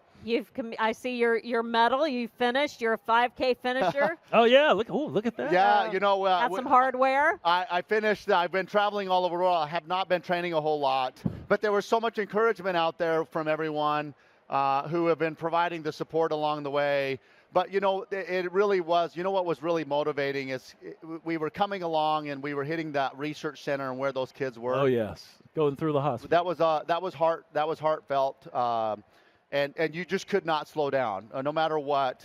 And you see those kids, and you see what those families are going through, and how much Memphis means to all of them around the world. And that's what's great about it, is this area comes alive. And I think Memphis really does need something like this to help show people around the world what this city's all about. Yeah, it's really a great thing to have this. 22,500 runners descend on the city of Memphis, running through the streets of downtown, going out to Midtown, and then, of course, going through the hospital itself, going through the campus and seeing the buildings and seeing the places where the treatment centers and the housing centers where the families can come in and stay. And they say, what I'm doing here running and raising money that way, and my entry fee or whatever is going to help this. And that, like you said, when you went through, it just really gives you that the boost to know that you're doing something bigger than yourself. It doesn't mean, it's interesting because as you talk to people, they're donating in different ways, right? Some are big donors and some are not, and some are here in groups of people. We were at the Peabody Hotel this morning, and there are literally thousands of people walking around. People who had lost children. Right. Right? Lost children that were here. That was hard. That was hard to hear. And then you have people here who knew someone. And that's what it's all about, really, truly giving back to those people and helping those that youth out. And you never know. We never know. No. I mean, health is the new rich. And it doesn't matter how much money you have. And that's why we're in the business of nutrition. We know that as we age, it's even harder, and it's going to be hard for me to recover from this race. But no, it's a fantastic event. You see all of these runners back here, people supporting them, and I just can't thank all of our team at Juice Plus for what they've been doing. So many supporters, so many people around the world in our company who donate to this organization as well. It's such a special morning, and when you look around, did you ever think that it would get to this level? It's huge. I don't think anybody could have ever thought that it would get to this point. What was it, a couple of hundred runners when you started with this 23 years ago? It's just amazing. But not only that, because we can't have everyone here from around the world in our company. So there are people in Australia, there are people in Germany, people in Israel. who are participating in the St. Jude Marathon, but they're not really here, but they're here in spirit. They do have a virtual run. You can do this virtually. Yeah, that's right. That's I'm right. virtually doing it right now. Right now. Yes. Well, You're you good know at what's chair great running. about it? Right. Well, and you guys are doing some important things, but there really are people. We saw someone that was running, I believe, cycling in a wheelchair. Right. Wow. A half marathon. That is just, I can't even imagine. And here I am running in a 5K. But, you know, that's really what it's not all about. You know, the marathon is here to help bring people together, and it surely has done a great job. I just want to say this. You know, Rick, the CEO of the funding arm of St. Jude. Rick, if you're watching this, I just want to tell you, to you and all of the ALSEC, the team that's putting this together, an amazing job and raising money here. It's just been really special to see what they've done. Several weeks ago, we had the chance to go tour the facility with Juice Plus. And Rick and Chris and the team were there to greet us. And we were walking around at the St. Jude Hospital, and there were 2 children there that we saw. We really couldn't say anything because they were, you know, with their parents. But it was really something to see them. And you know, you don't know what those spirits are like and where they're at in their journey. But you know, it was a reminder to all of us on what we can do. Yeah, speaking of where, as we take a look at Elvis there, we always have Elvis running. We have several Elvises run in the Elvis the lives. Event. Yes, definitely, right here in downtown Memphis. And it's one thing, you know, you mentioned about you going through the hospital, and you had and you were run through the hospital, and you had the heartstring tug there. What's amazing is like the St. Jude heroes that come, the people have had families that family members there at the hospital that didn't make it, but they come back anyway to support the, you know, you don't come back to something where, you know, you had someone die or, you know, or you're treated, you didn't like your treatment. These people come back because of the way they were treated. And no, it didn't work out for them. It's a tragedy, but they still come back because they want to see it work out for someone else. Yeah. And that's really the spirit that drives these people to come and participate in an event like that. Yeah, we had someone, my wife Heidi and I are here. We flew in from Phoenix because we're commuting back and forth to Memphis. One of our what we call our independent partners at Juice Plus, her daughter just about 20 years ago passed away. She had a picture of her daughter from 20 years ago. Wow. And she was running today. You're right. She lost a daughter, but because of that support, they have come back all these years. And you know, with the exception of COVID, all that support is still here. That's what I love about here, you know, what we're doing here in this great country, and that we still have the land of the free and people can come here. That's what I love about it. And people are coming from all over. And, you know, again, just big thanks to St. Jude for pulling this together and what everyone is doing to help support these children during tough times. Well, and Rick Shadiak said earlier, you know, it's just everyone's here for the same reason. You know, Yeah. there's no divisiveness, nothing. It's Yeah. everyone is here, and they're here for one reason. Yeah. It's a united front. You know, I think people when they look at this and they see these medals, it's really, we can hang it at home, but you know, we get to move on with our lives, and a lot of these people are not moving on. They're here for different reasons, and that's why we're here in a united front to help them out, and that's what's so great about this. I have to tell you guys, I feel so fantastic. I feel like I could go around that marathon with my mind. With but the not mind, my yeah. body. That's good. I'm going to do a mind run. There you go. Yes. I'm with you. We can mind meld on that. You talked about the fact that, well, first of all, your company, Juice Plus. What is it that, in how many ways as presenting sponsor, that Juice Plus, what does that exactly mean to the marathon? Yeah, so what we have done is we have committed since the beginning of 2002. We said that we wanted to be on the front of this to say, hey, we are going to commit to this. In fact, we just signed up for another 5 years. Great. Oh, that's awesome. And You're here. what it means is, you know, I don't want to talk about the dollars that we put in, but Juice Plus has raised millions of dollars for Juice Plus, or for the St. Jude Foundation, and you know what we believe is with our partnership, as we talk with our employees, as we talk with our customers, they're donating as well. And what it means to us is not necessarily about the dollars. What we're saying for every product that's sold, for as we start to look at what we're doing with our company and how we're promoting this. You'll see it on our website.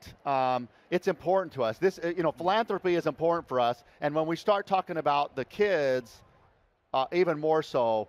And we, my wife and I, we've had 4 children, and we couldn't imagine what it would be like if we had this challenge. Now, my family growing up, we had an older brother that was severely handicapped, and he passed away early in life. And my parents and I took care of him for many years. We had to change his diaper. We had to rotate him.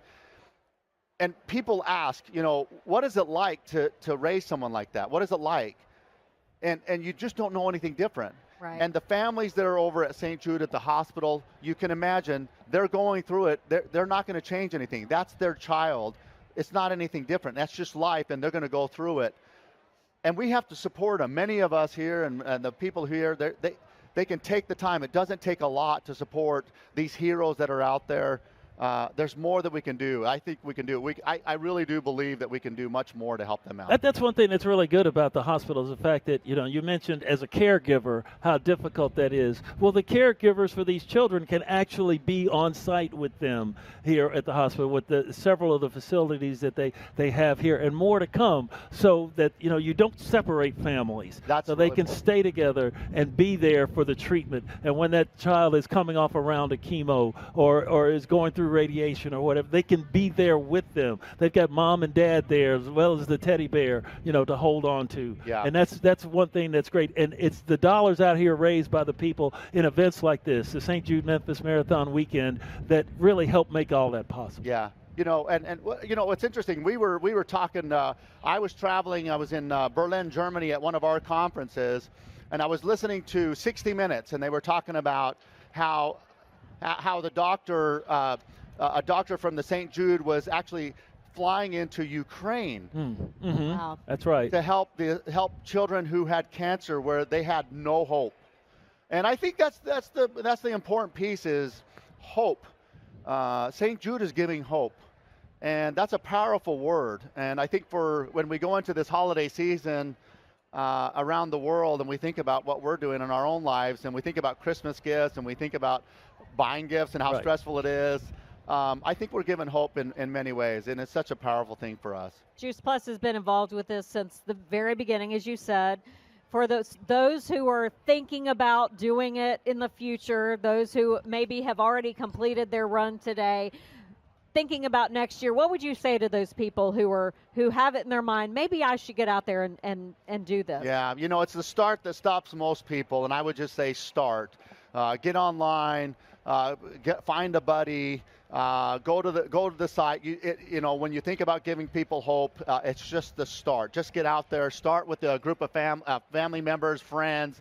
Take action today, and I think that's the most important thing. It really isn't that hard. In the big scheme of things, giving back and donating to a great cause is really not that big of a thing, and I look forward to a great future with St. Jude and this marathon. Well, we appreciate you for joining us here, the CEO of Juice Plus. Juice Plus. A global company. Juice Plus. A global company. And we must admit, so do the runners, when they finish, do they get a little juice box with them? Yeah, we'll definitely pass them on to everybody here. Thank you so much for your time. Juice Plus. We appreciate it. And as the runners wrap up the Memphis Marathon here, we want to say we'll be right back. Thank you, Mr. Garza. We appreciate it. Right back after this break. With Juice Plus. Juice Plus.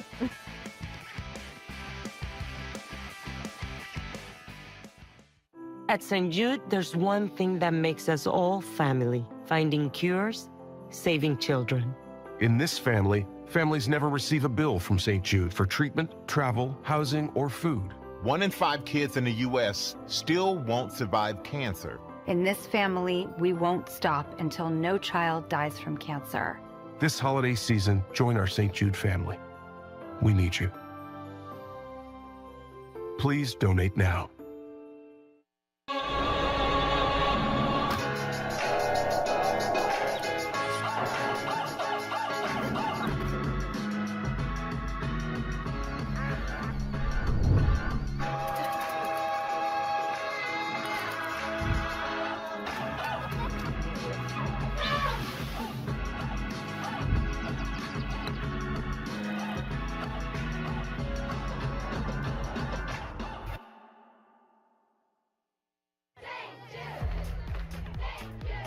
It takes teamwork to find cures for children battling cancer.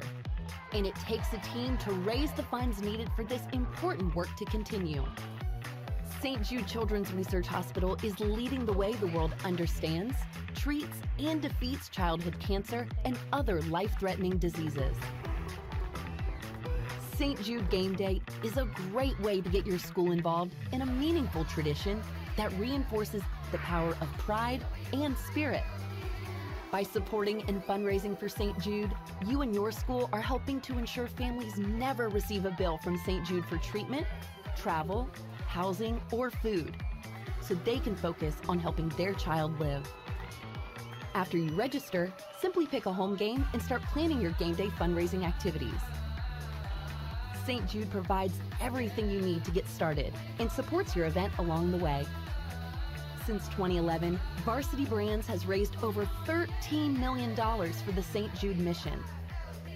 Our partnership creates a lasting positive impact for students, school communities, and for the kids of St. Jude. Become a part of St. Jude Game Day. By raising funds, you raise hope.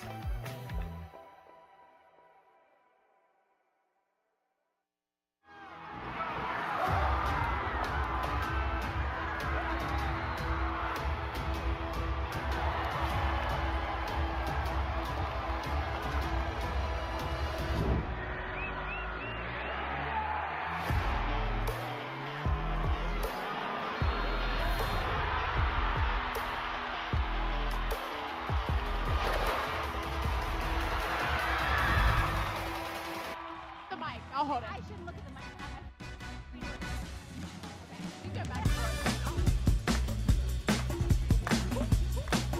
St. Jude Marathon wraps up here on such a beautiful day. It's a chilly day, but it's a beautiful day for runners here participating in the 23rd annual St. Jude Memphis Marathon. And right down there where you see those runners coming in at the finish line, our own Maddie Gardner is there with some more runners who have just finished, or they've got something really good to talk about, right, Maddie?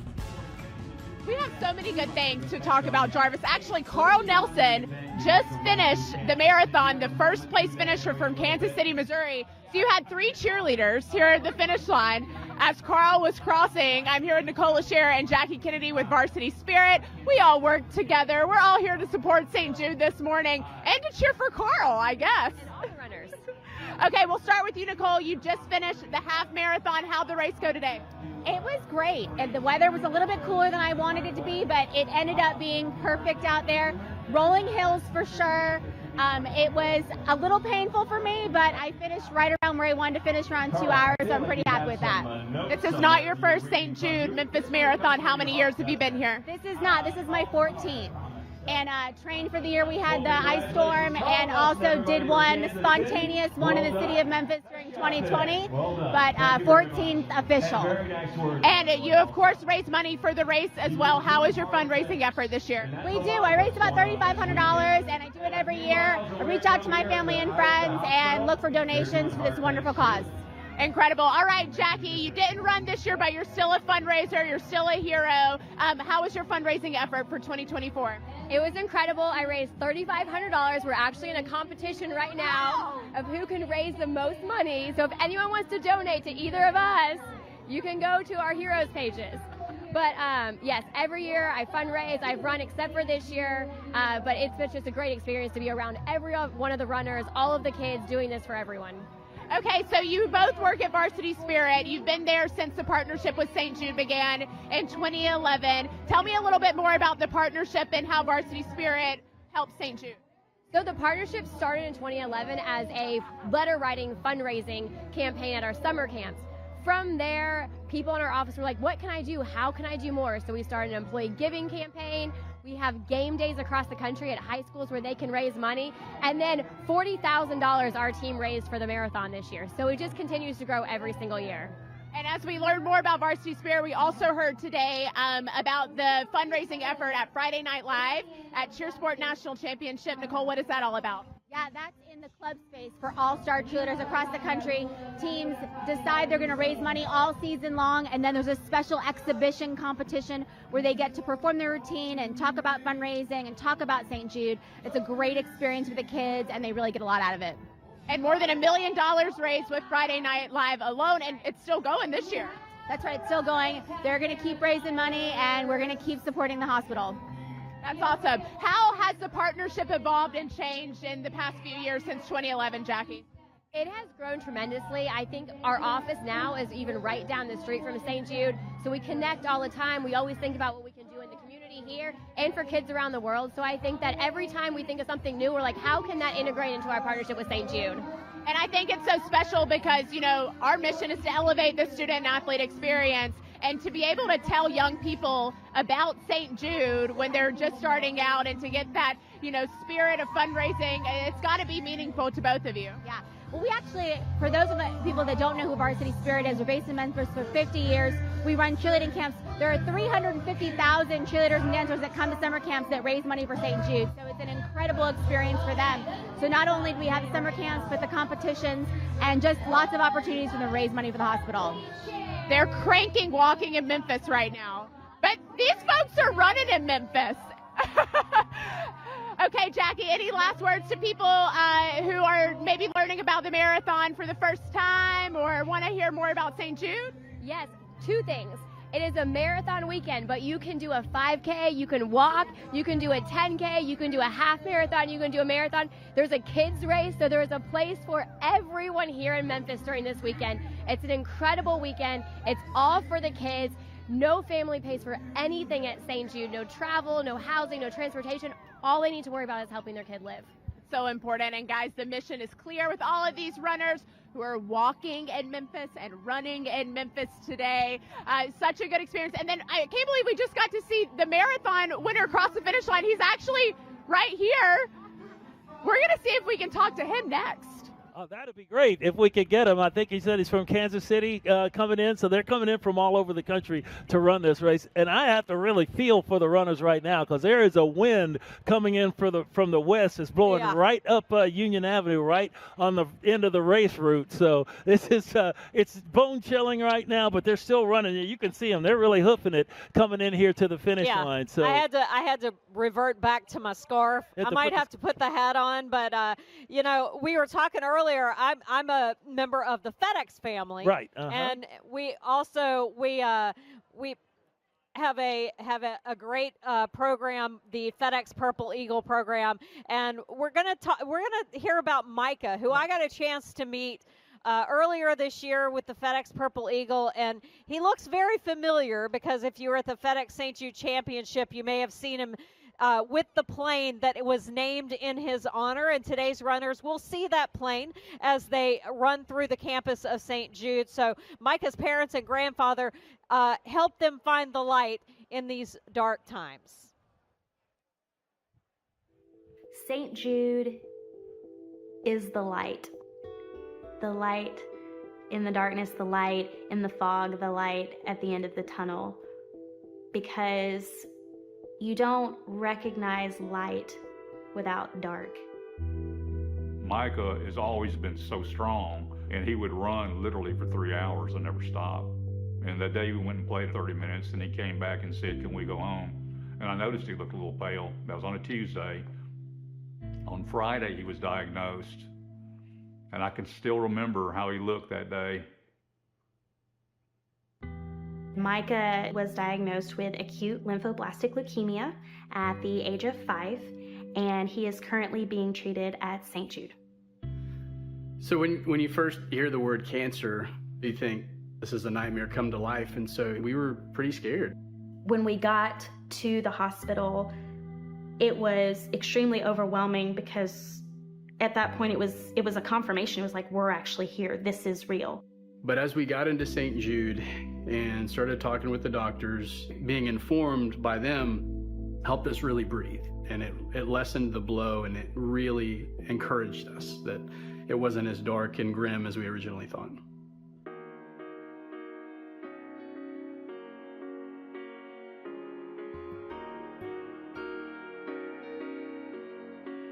I knew that no matter what happened, we were going to be taken care of and it was going to be okay. And I decided to be strong so that he can be strong. But what was so funny is Micah actually became the strong one and we were leaning on him because he just took everything like it was okay. And so he was my sunshine. At this point, he is thriving and doing well. And for us, it's really taken a huge burden off knowing that we don't have to worry about being in debt from medical expenses. For St. Jude to be able to do groundbreaking research and tender care and everything else that they offer, I mean, it really is an incredible thing. For those that support St. Jude, they saved my son too. St. Jude wouldn't be able to do all those amazing things and give the families the freedom of not having to worry about all of the costs that come with it if it weren't for donors. St. Jude is a tremendous blessing, not only to my family, but to children around the world. And you told me that St. Jude is the saint of lost causes. Because of St. Jude, children's cancer is no longer a lost cause.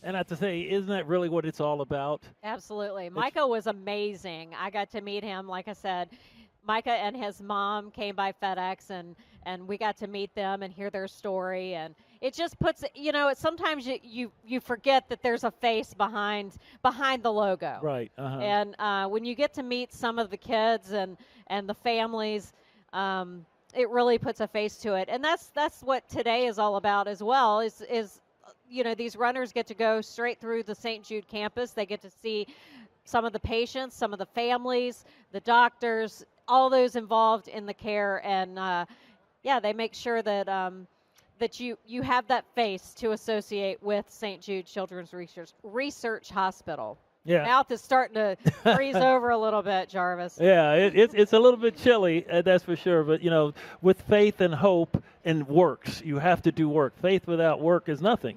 Hope without work is nothing. You have to do the work. Yes. And that's what's going on here at St. Jude Children's Research Hospital. And Maddie right now is doing work at the finish line. She has the winner of the men's portion of the St. Jude Memphis Marathon. Right, Maddie? Oh, look at that. That's right. This is Carl Nelson, and Carl just crossed the finish line for the men in the marathon. First place. How are you doing right now? A little sore. Legs are cramping up a bit, but I'm happy. Well, we were all standing here when you crossed, and we were so excited to see you. What was going through your mind when you ran through that banner?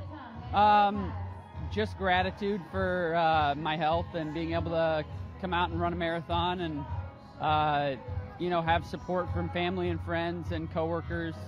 I'm very lucky. So it really does put it all into perspective this morning. The energy is high. There's so much hope here, and to see all of these runners cross the finish line for St. Jude. Carl, this is your first time at this particular race, but are you a regular to marathons? Yeah, I've done quite a few at this point. Somewhere in the ballpark of like 15 to 20. It's something that keeps me busy. So, how are you feeling about your time today? I'm great. I guess it's technically a PR, so I've got to be happy about that. Always getting a little faster. I'm a year off of a pretty major injury, so just glad to have my running fitness and health back, and glad to be able to do it somewhere that is, like St. Jude's Marathon, that it means something to recover and like fight for your health and other people's health. So. Right, and part of the course, of course, for the marathon goes through St. Jude's campus. What was that experience like for you this morning? It was incredible. It's awesome to see all the smiling faces. Gives you a lot of energy to see a bunch of people that are fighting battles that are a lot harder than just running a marathon, and puts a lot of that in perspective. So when it is mile 24 and you're ready to quit, kind of just fall back on those thoughts of, somebody else is fighting a harder battle. Other people are hurting worse. You can push through for that. Walk me through how you trained for this morning and for this particular marathon. Long process. It's about a 14-week cycle. very lucky this year. I moved back home from Omaha, Nebraska with my wife as she starts her residency at KU Med, and had the opportunity to be a volunteer assistant coach at my former high school. So I got to do a lot of my running with the high school team and helping them win their state championship this year. They're actually out at Nike Cross Nationals today, so the boys at Rockers go get some work in today and go push yourselves. But just lots of hard work, dedication, running at night, running in the dark, lots of long miles. A lot of times you're just like, why am I doing this? But it's for moments like this. And I'm sure all the fellas you coach, you'll have to show them this and say, look, I won today, so now it's on you. Yeah, I told them I told them each of the first 7 5Ks I ran today were for them. So they'll have my energy when they're doing their race here shortly, I hope. Well, Carl, can we expect to see you back here at Memphis Marathon Weekend next year? Not sure yet. I'm expecting my first kid with my wife in February, so we'll see where life takes us from here. We'll be pretty busy. She's a resident anesthesiologist, so I'll be pretty busy at home with the kiddo. So we'll see. I would love to come back again, though. That's for sure. Congratulations! I'm due in February as well. So, yeah. Boy or girl? It's a girl. What about you? Boy. Oh, congrats. Oh, that's so fun, too. You'll have to get him in the stroller, you and the wife, run a few marathons. That's the plan, yeah. I want to get a stroller. I'll race with some of these people that run with their big strollers, but I get the little one, you know. Those are the people that impress me the most. They're riding with their giant strollers. I'm like, man, I can't imagine, so. Well, what a big year for you, Carl. Congratulations once again. Let's show this off. How cool is this? What a keepsake, too. Yeah, thank you. Yeah, this is awesome. Will this fit in your carry-on to get home, or did you drive? I drove. Okay. My mom volunteered to drive home so I could sleep. Okay, we'll get some rest, Carl. Thank you so much. Congratulations once again. First place finisher for the St. Jude Memphis Marathon. Carl, congratulations. That's awesome, man. And hopefully he'll get him some barbecue before he gets in the backseat of the car and rolls on out. That's a maybe Maddie's child whom she's expecting and his little one on the way. Maybe they'll get together and come back and matchmaking. They'll come back and run the marathon together, there and this is 20. I'd have to take my shoes and socks off to count up that high. Math is hard. Yeah, math is difficult. We're both in TV. That's why neither one of us. Why we're here. Yeah, that's correct. We got more of the 23rd annual St. Jude Memphis Marathon coming your way. It's presented by Juice Plus, and you're watching it on Flow Sports, stream live around the world. And donate now. Click that Q card and start giving those dollars.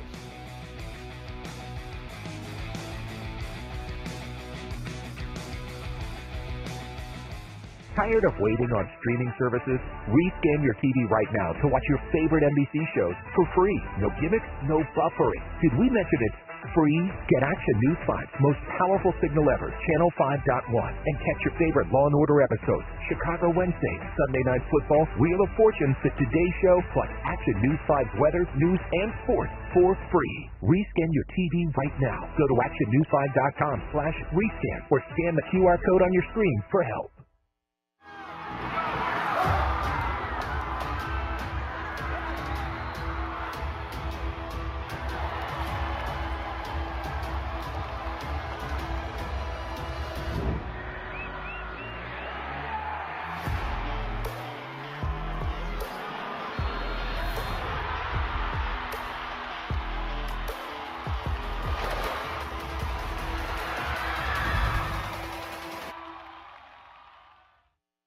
At St. Jude, there's one thing that makes us all family: finding cures, saving children.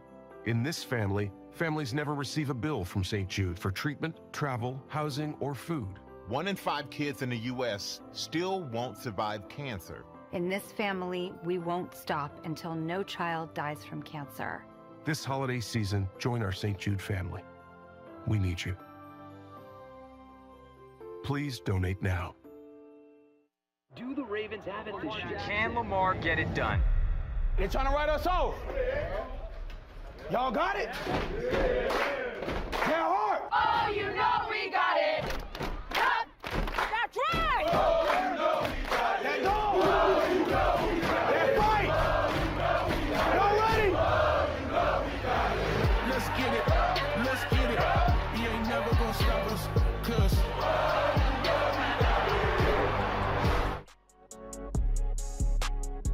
And we're back for the 23rd annual St. Jude Memphis Marathon presented by Juice Plus, and you're seeing it streamed live on Flow Sports around the country as we see the last few runners coming in as we wrap up the marathon portion of the schedule here today in downtown Memphis. And we see some people, they're coming in at a pretty good pace, and some of them look like, hey, I just lost my dog. I can't run anymore. But that's the way it is, man. It's pain and it's pleasure, because what you're running for is what it's all about. And what these people, some 22,500 runners, have come out and they have pledged their money, and they've gotten and you can also donate yourself there at home watching. Just click that QR code there and donate whatever you can to St. Jude. But the people that are running in this race, they have all their entry fees, and they've all gotten together, many of the runners, to get people to sponsor them in this race, and that money goes to St. Jude as well. Yes, it does. And as we mentioned, I think it's worth mentioning again, this is the largest single-day fundraiser for St. Jude.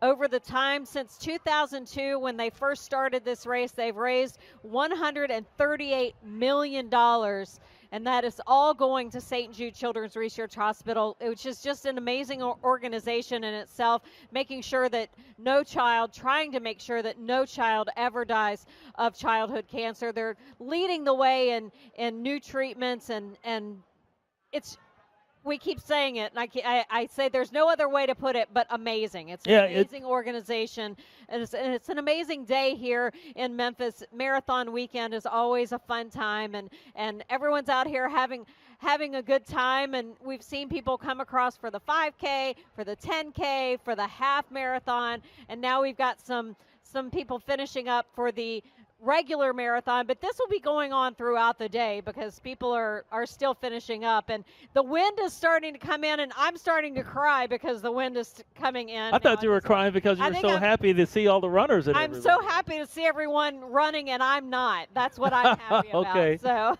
Oh, that works too. Whatever works. Yeah. Whatever works. And it's working for the people out here that are running. As we see the last few come in now, they'll be finishers coming in most of the rest of this day. I mean, they'll be out here till probably about 4 o'clock coming in, because some people will run and they'll walk, and they'll run and they'll walk, or they'll just say, heck with it, I'll just walk my way to the finish line. And it takes a long time to run 26.2 miles. But we saw the young man from Kansas City that came in, and he had a personal record today, and he's a little bit over 2.5 hours to run 26.2 miles. That is just amazing to me and to any normal human watching this, and the training that you have to do to be able to do this. You have to work up. You run a couple of miles a day, then 5 miles, then you do 10 miles a day, then you do 13. It's just crazy.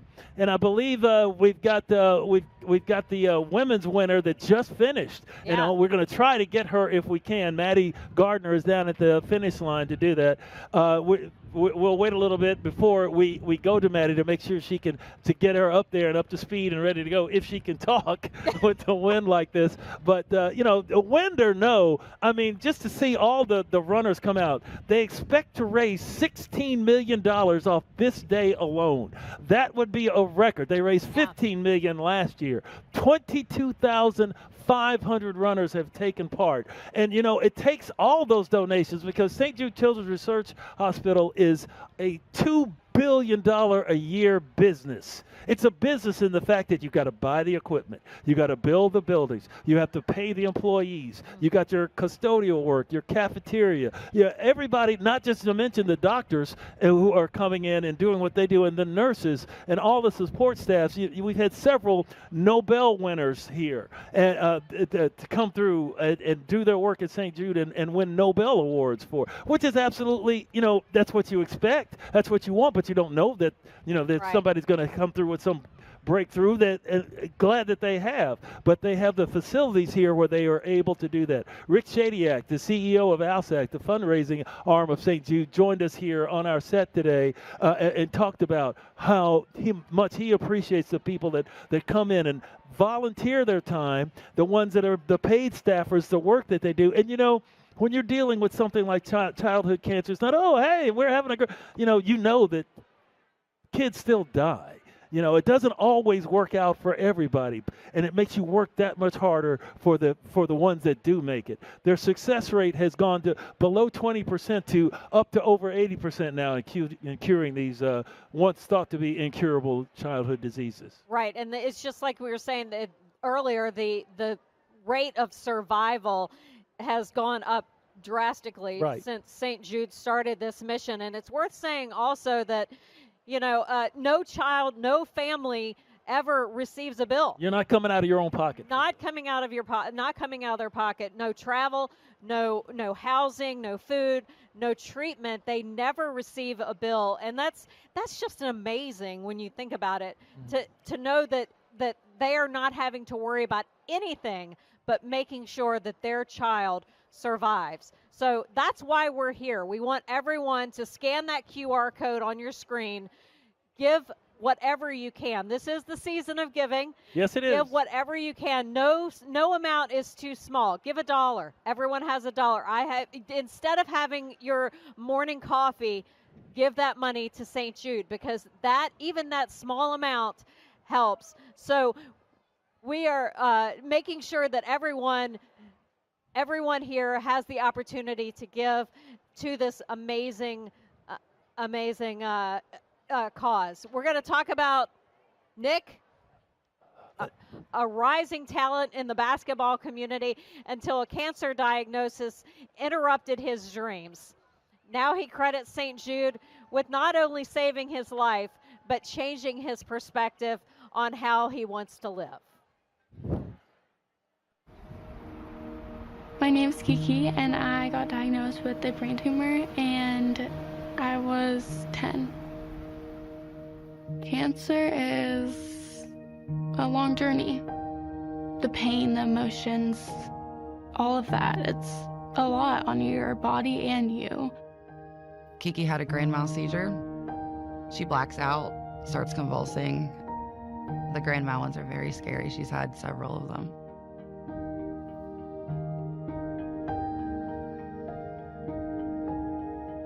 She's literally just one of thousands of patients that they're helping. And it's because of those donors that she's able to get that care. So every 3 months she can get a treatment and we don't pay anything for it.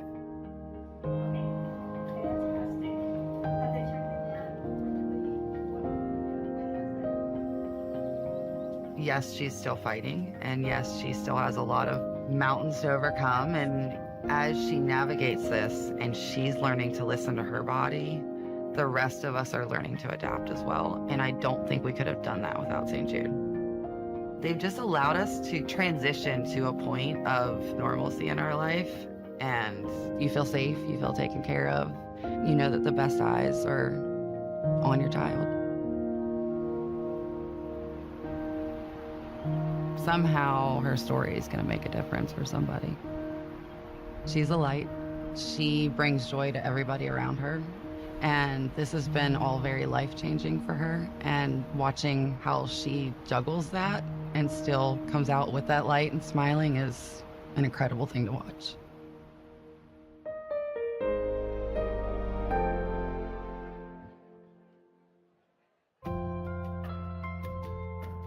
I was one of the best players in my class. I was playing at the top level. I was on my way up, but my basketball dreams shattered. I was just out of it. I just looked bad and I really felt bad. My mom took me to my doctor. And my mom is kind of worried, so she goes out and talks to my doctor while I'm laying down on the bed. And when I wake up, we're at the gates of St. Jude. 2 people walk in with white coats. He said, "You've been diagnosed with leukemia." I was like, okay, it's serious. I was groomed for basketball. Like that was me. It always came back to basketball. But the only question I asked was, how can I get better? What's the treatment? And how long will it take? I was basically dying. And they stepped in and saved my life. And I'm not the same person I was when I first went into this. I'm a better human being, individual, because I went through St. Jude. The strive to basketball was still a dream of mine. Some of the treatments had damaged my knees, so I don't think I ever really just got it back to where it was. It just made me shift gears. I'm majoring in English, aspiring to be an artist. I still see myself, helping out St. Jude. They always kept in mind what my goals were and what I wanted, while also saving my life.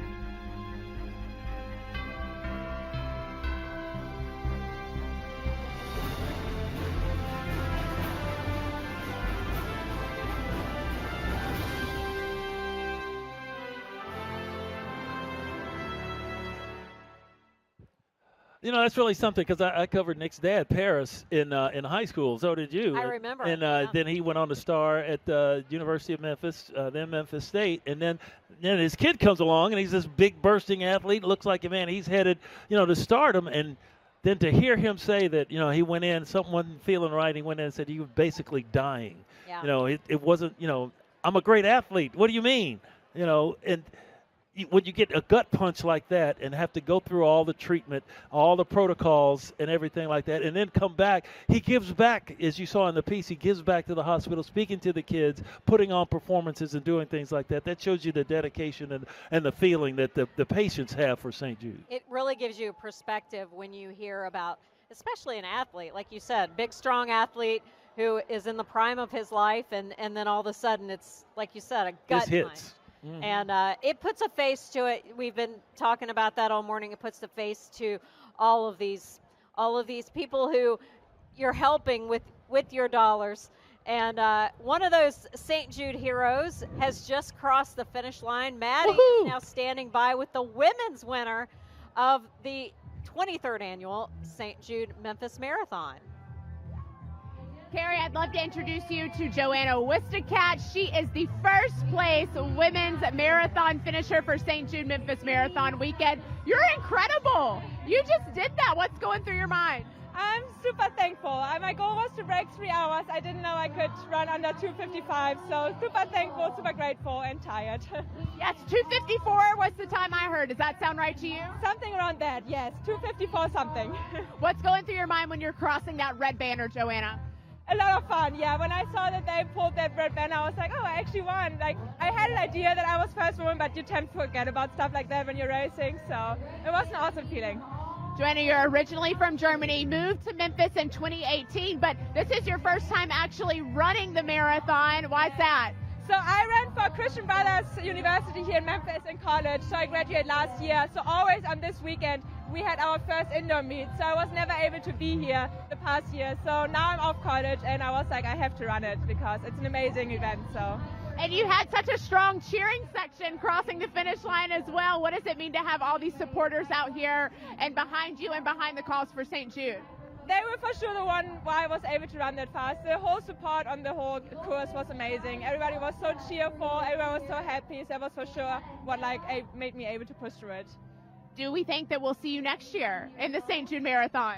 I for sure want to come back. Yeah, it was an awesome event. Marathon is tough, but if it's for something like this, it makes it so much more easier and so much more worth it. So I for sure want to run again here. So the cause was pushing you through the course? Yes, for sure, for sure. It got tough halfway through, but then just being reminded of what it's for, it for sure helped a lot. Well, I love that, and we're so happy to speak to you and meet you. We can't wait to see you beat your time next year. Thank you. I hope so. All right, Joanna, congrats once again, and thank you so much for coming over and chatting with us. I mean, I can't imagine doing an interview after, walking down the street. So the fact that she just ran 26.2 miles and is, casually talking to me right now is blowing my mind. All of our minds are blown here. She's got her, lanyard that says 26.2 on it. I take 26.2 steps. I'm ready to sit down and put my feet up. But, my son would say 0.2. .2. Yeah, that is great, Maddie, to have her 2 hours, 54 minutes, and 45 seconds. That's straight running now. She's not walking. You're not walking that pace to cover that distance. Yeah. And she looks like she just, stepped outside and went for a little quick stroll through Overton Park or something like that. But we're so proud and happy to have her win and to have her experience what she experienced. She went to my wife's alma mater, by the way, CBU. Shout out Buccaneers. They got a St. Jude Memphis Marathon winner there. And you see all the people that have come through that finished now. There's still a few ones that are finishing in the background there. They're putting their wraps on, but you still have a chance before we sign off to donate. You see the QR code on your screen? Scan that QR code and you know what to do. Donate to St. Jude. That's right, but you can donate anytime. You can go to the St. Jude website, donate. Just do it. Do it. Instead of getting your morning cup of coffee, take that $5 that you're going to spend and send it to St. Jude. Send it to a worthy cause. We're going to head back down to see Maddie for a few final thoughts. Maddie, it's been an amazing day up here. I know you've had a lot of fun there at the finish line. It absolutely has. I'm telling you, I had the best spot in Memphis all morning long for this marathon to get to see the looks on people's faces as they completed their races, whether it was the 5K or the marathon or whether they were dressed up like the King, Elvis Presley, as they crossed with their hands in the air. Just seeing the smiles on everyone's faces and knowing they're not just here to run, they're here for St. Jude and they're here to raise money for all of the kids who are there at St. Jude right now. One of my favorite parts was hearing their experience as they got to run through campus. And you heard from our half marathon women's winner when Madison said, she made eye contact with a little girl who's a patient at St. Jude and her mom as she was running through, and that gave her the motivation to keep pushing on. And it was a little bit emotional for her as well. But goodness gracious, there's no other morning like this in any city around the world, but especially right here in Memphis. And it's been such a joy to be out here and to be able to speak to the winners and to also be able to speak to the teams who raise so much money. If you were with us in the earlier part of the broadcast, we met a family with the team running with Grace, one of the top fundraising teams for patients. And their daughter, Alexis Grace, was a patient herself at St. Jude who sadly lost her battle with childhood cancer, but asked her parents to keep pushing and to keep raising money for St. Jude. And they're out here this morning raising money and spreading the message and, of course, sharing her memory, guys. Yeah, that's really been something, Maddie. We want to commend you for being out there in the cold. 30 weeks pregnant, folks, and she is going to have a little girl coming up here soon. Fortunately, I said she's right next to AutoZone Park, so she can, we got the catcher's mitt out ready just in case, but it's just been a wonderful thing to have you out there. And you said you saw the smiles on people's faces. I don't know, my face wouldn't look like that, man. If I did that, I would not be smiling, but I would be happy for what we're able to accomplish out here in donating to St. Jude. It's been so much fun. We've gotten to see a lot of the race finishers. I've seen several friends cross the finish line and several co-workers I've seen come out here. And this is Maddie. I know that you got to see a lot of the faces and stuff. I saw dogs too. Were people like running with their dogs and running with? How did I miss that? I know. I don't know. Maybe they were in the crowd. I don't know. Yeah. Well, especially in the earlier race for the 5K, I did see a couple of kids crossing their parents, but they ran the race themselves. So, Amazing. Goodness gracious, if they can do it, we've got to do it. You got that right. No. We'll convince Carrie to do it. I'm going to convince Carrie. Yep. She'll moonwalk the race at some point. If someone's chasing me, I'll run. We're good. Maddie, this is your first time doing something like this in Memphis. Just give us an overall feeling of what you felt and what you get out of this. Right. Yes. So my husband and I moved to Memphis in January when I started my job at Varsity Spirit, of course, one of the sponsors of today's race. And they asked me to be a part of this broadcast, and I was blown away because this morning has so much lore, I guess you could say, among Memphians, and everyone talks about the magic of Memphis Marathon Weekend and St. Jude and just how important St. Jude is to the community, but also the community is to St. Jude. So to be out here and to feel just that magic in the air and the excitement and to remember what this is all for. and that we're all out here raising money for St. Jude so they can cure childhood cancer. It's been truly special, so I'm very grateful for this experience. Okay, your child, it's on its way. You're going to get her a spirit stick, and have you got a name that you can share with us here? Oh, I can't decide on a name yet. I'm going back and forth between a couple of them right now. My husband and I are, but yes, she will absolutely have a Varsity spirit stick and a Varsity spirit cheer uniform at some point in her life. Yeah, she'll have that St. Jude spirit stick to go. And Carrie and Maddie, it's been a joy for me to join you on the set here and to be part of this just absolutely beautiful day here in downtown Memphis. A little cool, but the runners like it a little cool rather than a little hot. And we've seen some great winners, and everybody, Maddie, they all seem to share the same theme, that once they took that turn and run through the campus, whatever it was they were thinking about, how their lungs hurt or their feet or their back or whatever, and they run through that campus, and then they get that extra juice, that extra motivation to finish the race and know that they're doing something worthwhile. Yeah, and I would say that these times are divisive times somewhat in our country, but if there's one thing everyone can agree on is that St. Jude is an amazing organization, and they have an amazing just everything about them is awesome. I mean, when I was asked to do this, I mean, you mentioned St. Jude, and it's yes, Very I good. will do it. Yes. Yeah. So it's just been it's been a fun experience, and I've been here 25 years, and this is the first time I've actually been downtown for the Memphis Marathon. So you're loving it, right? Love it. Yeah, Love this is awesome. And Maddie, we are so glad that you are now Memphians. And your child, you're bringing another Memphian in the world. Mempho Daddy, that's correct, 901. You got to feel it. And we appreciate everything that you do and what you brought to this, because you really, stepped up the broadcast and coming down there, being at the finish line where you were, and talking to those people and seeing their emotions and bringing that to life. We really appreciate you. Thank you, Maddie Gardner, for doing what you do. Hey, one more question for you. Were you a cheerleader yourself? Did you do that, or you were a runner? I started cheering when I was 3 years old. Okay. So, yes. I got you. So not a runner. Varsity Spirit's right up your alley then. And that, of course, they're one of the main. In my blood. They're one of the main sponsors of the event here, along with Juice Plus, the presenting sponsor. Several other sponsors. We have to thank Flow Sports for allowing us to be able to be streamed live across not just the Memphis area, but also across the country. Maddie, we appreciate you. Maddie Gardner, ladies and gentlemen, great job there at the finish line. Carrie Anderson, it's great being back with you again. Back in the saddle. That's correct. We worked together 16 years at Action News 5, WMC TV here in Memphis, and it's just a great thing to do in my hometown. I was born here and raised here, and St. Jude has always been a part of our lives. No matter what you do, if you're in Memphis, St. Jude is going to be a part of your life some kind of way. And there we got a big head running through the crowd there, but more runners will be finishing up here. The St. Jude, this is the 23rd St. Jude Memphis Marathon. The weekend is sponsored by Juice Plus.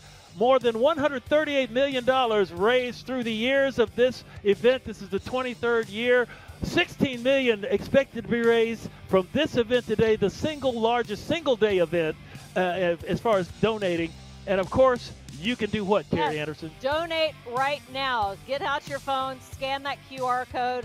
But you don't have to. If you don't have your phone with you, just go to St. Jude's website and make sure that you donate whatever you can today, because every little bit helps. Yeah, remember, the average donation is between $15 and $20. $15 to $20. $15 to $20, that's the average donation. If you do that, you will be a part of making St. Jude the catalyst in eradicating childhood cancers. That's what we all want. I know that's what you all want. Say goodbye from Memphis as the runners come in and finish the 23rd annual St. Jude Memphis Marathon. We appreciate you joining us live here on Flow Sports. Go Memphis Marathon!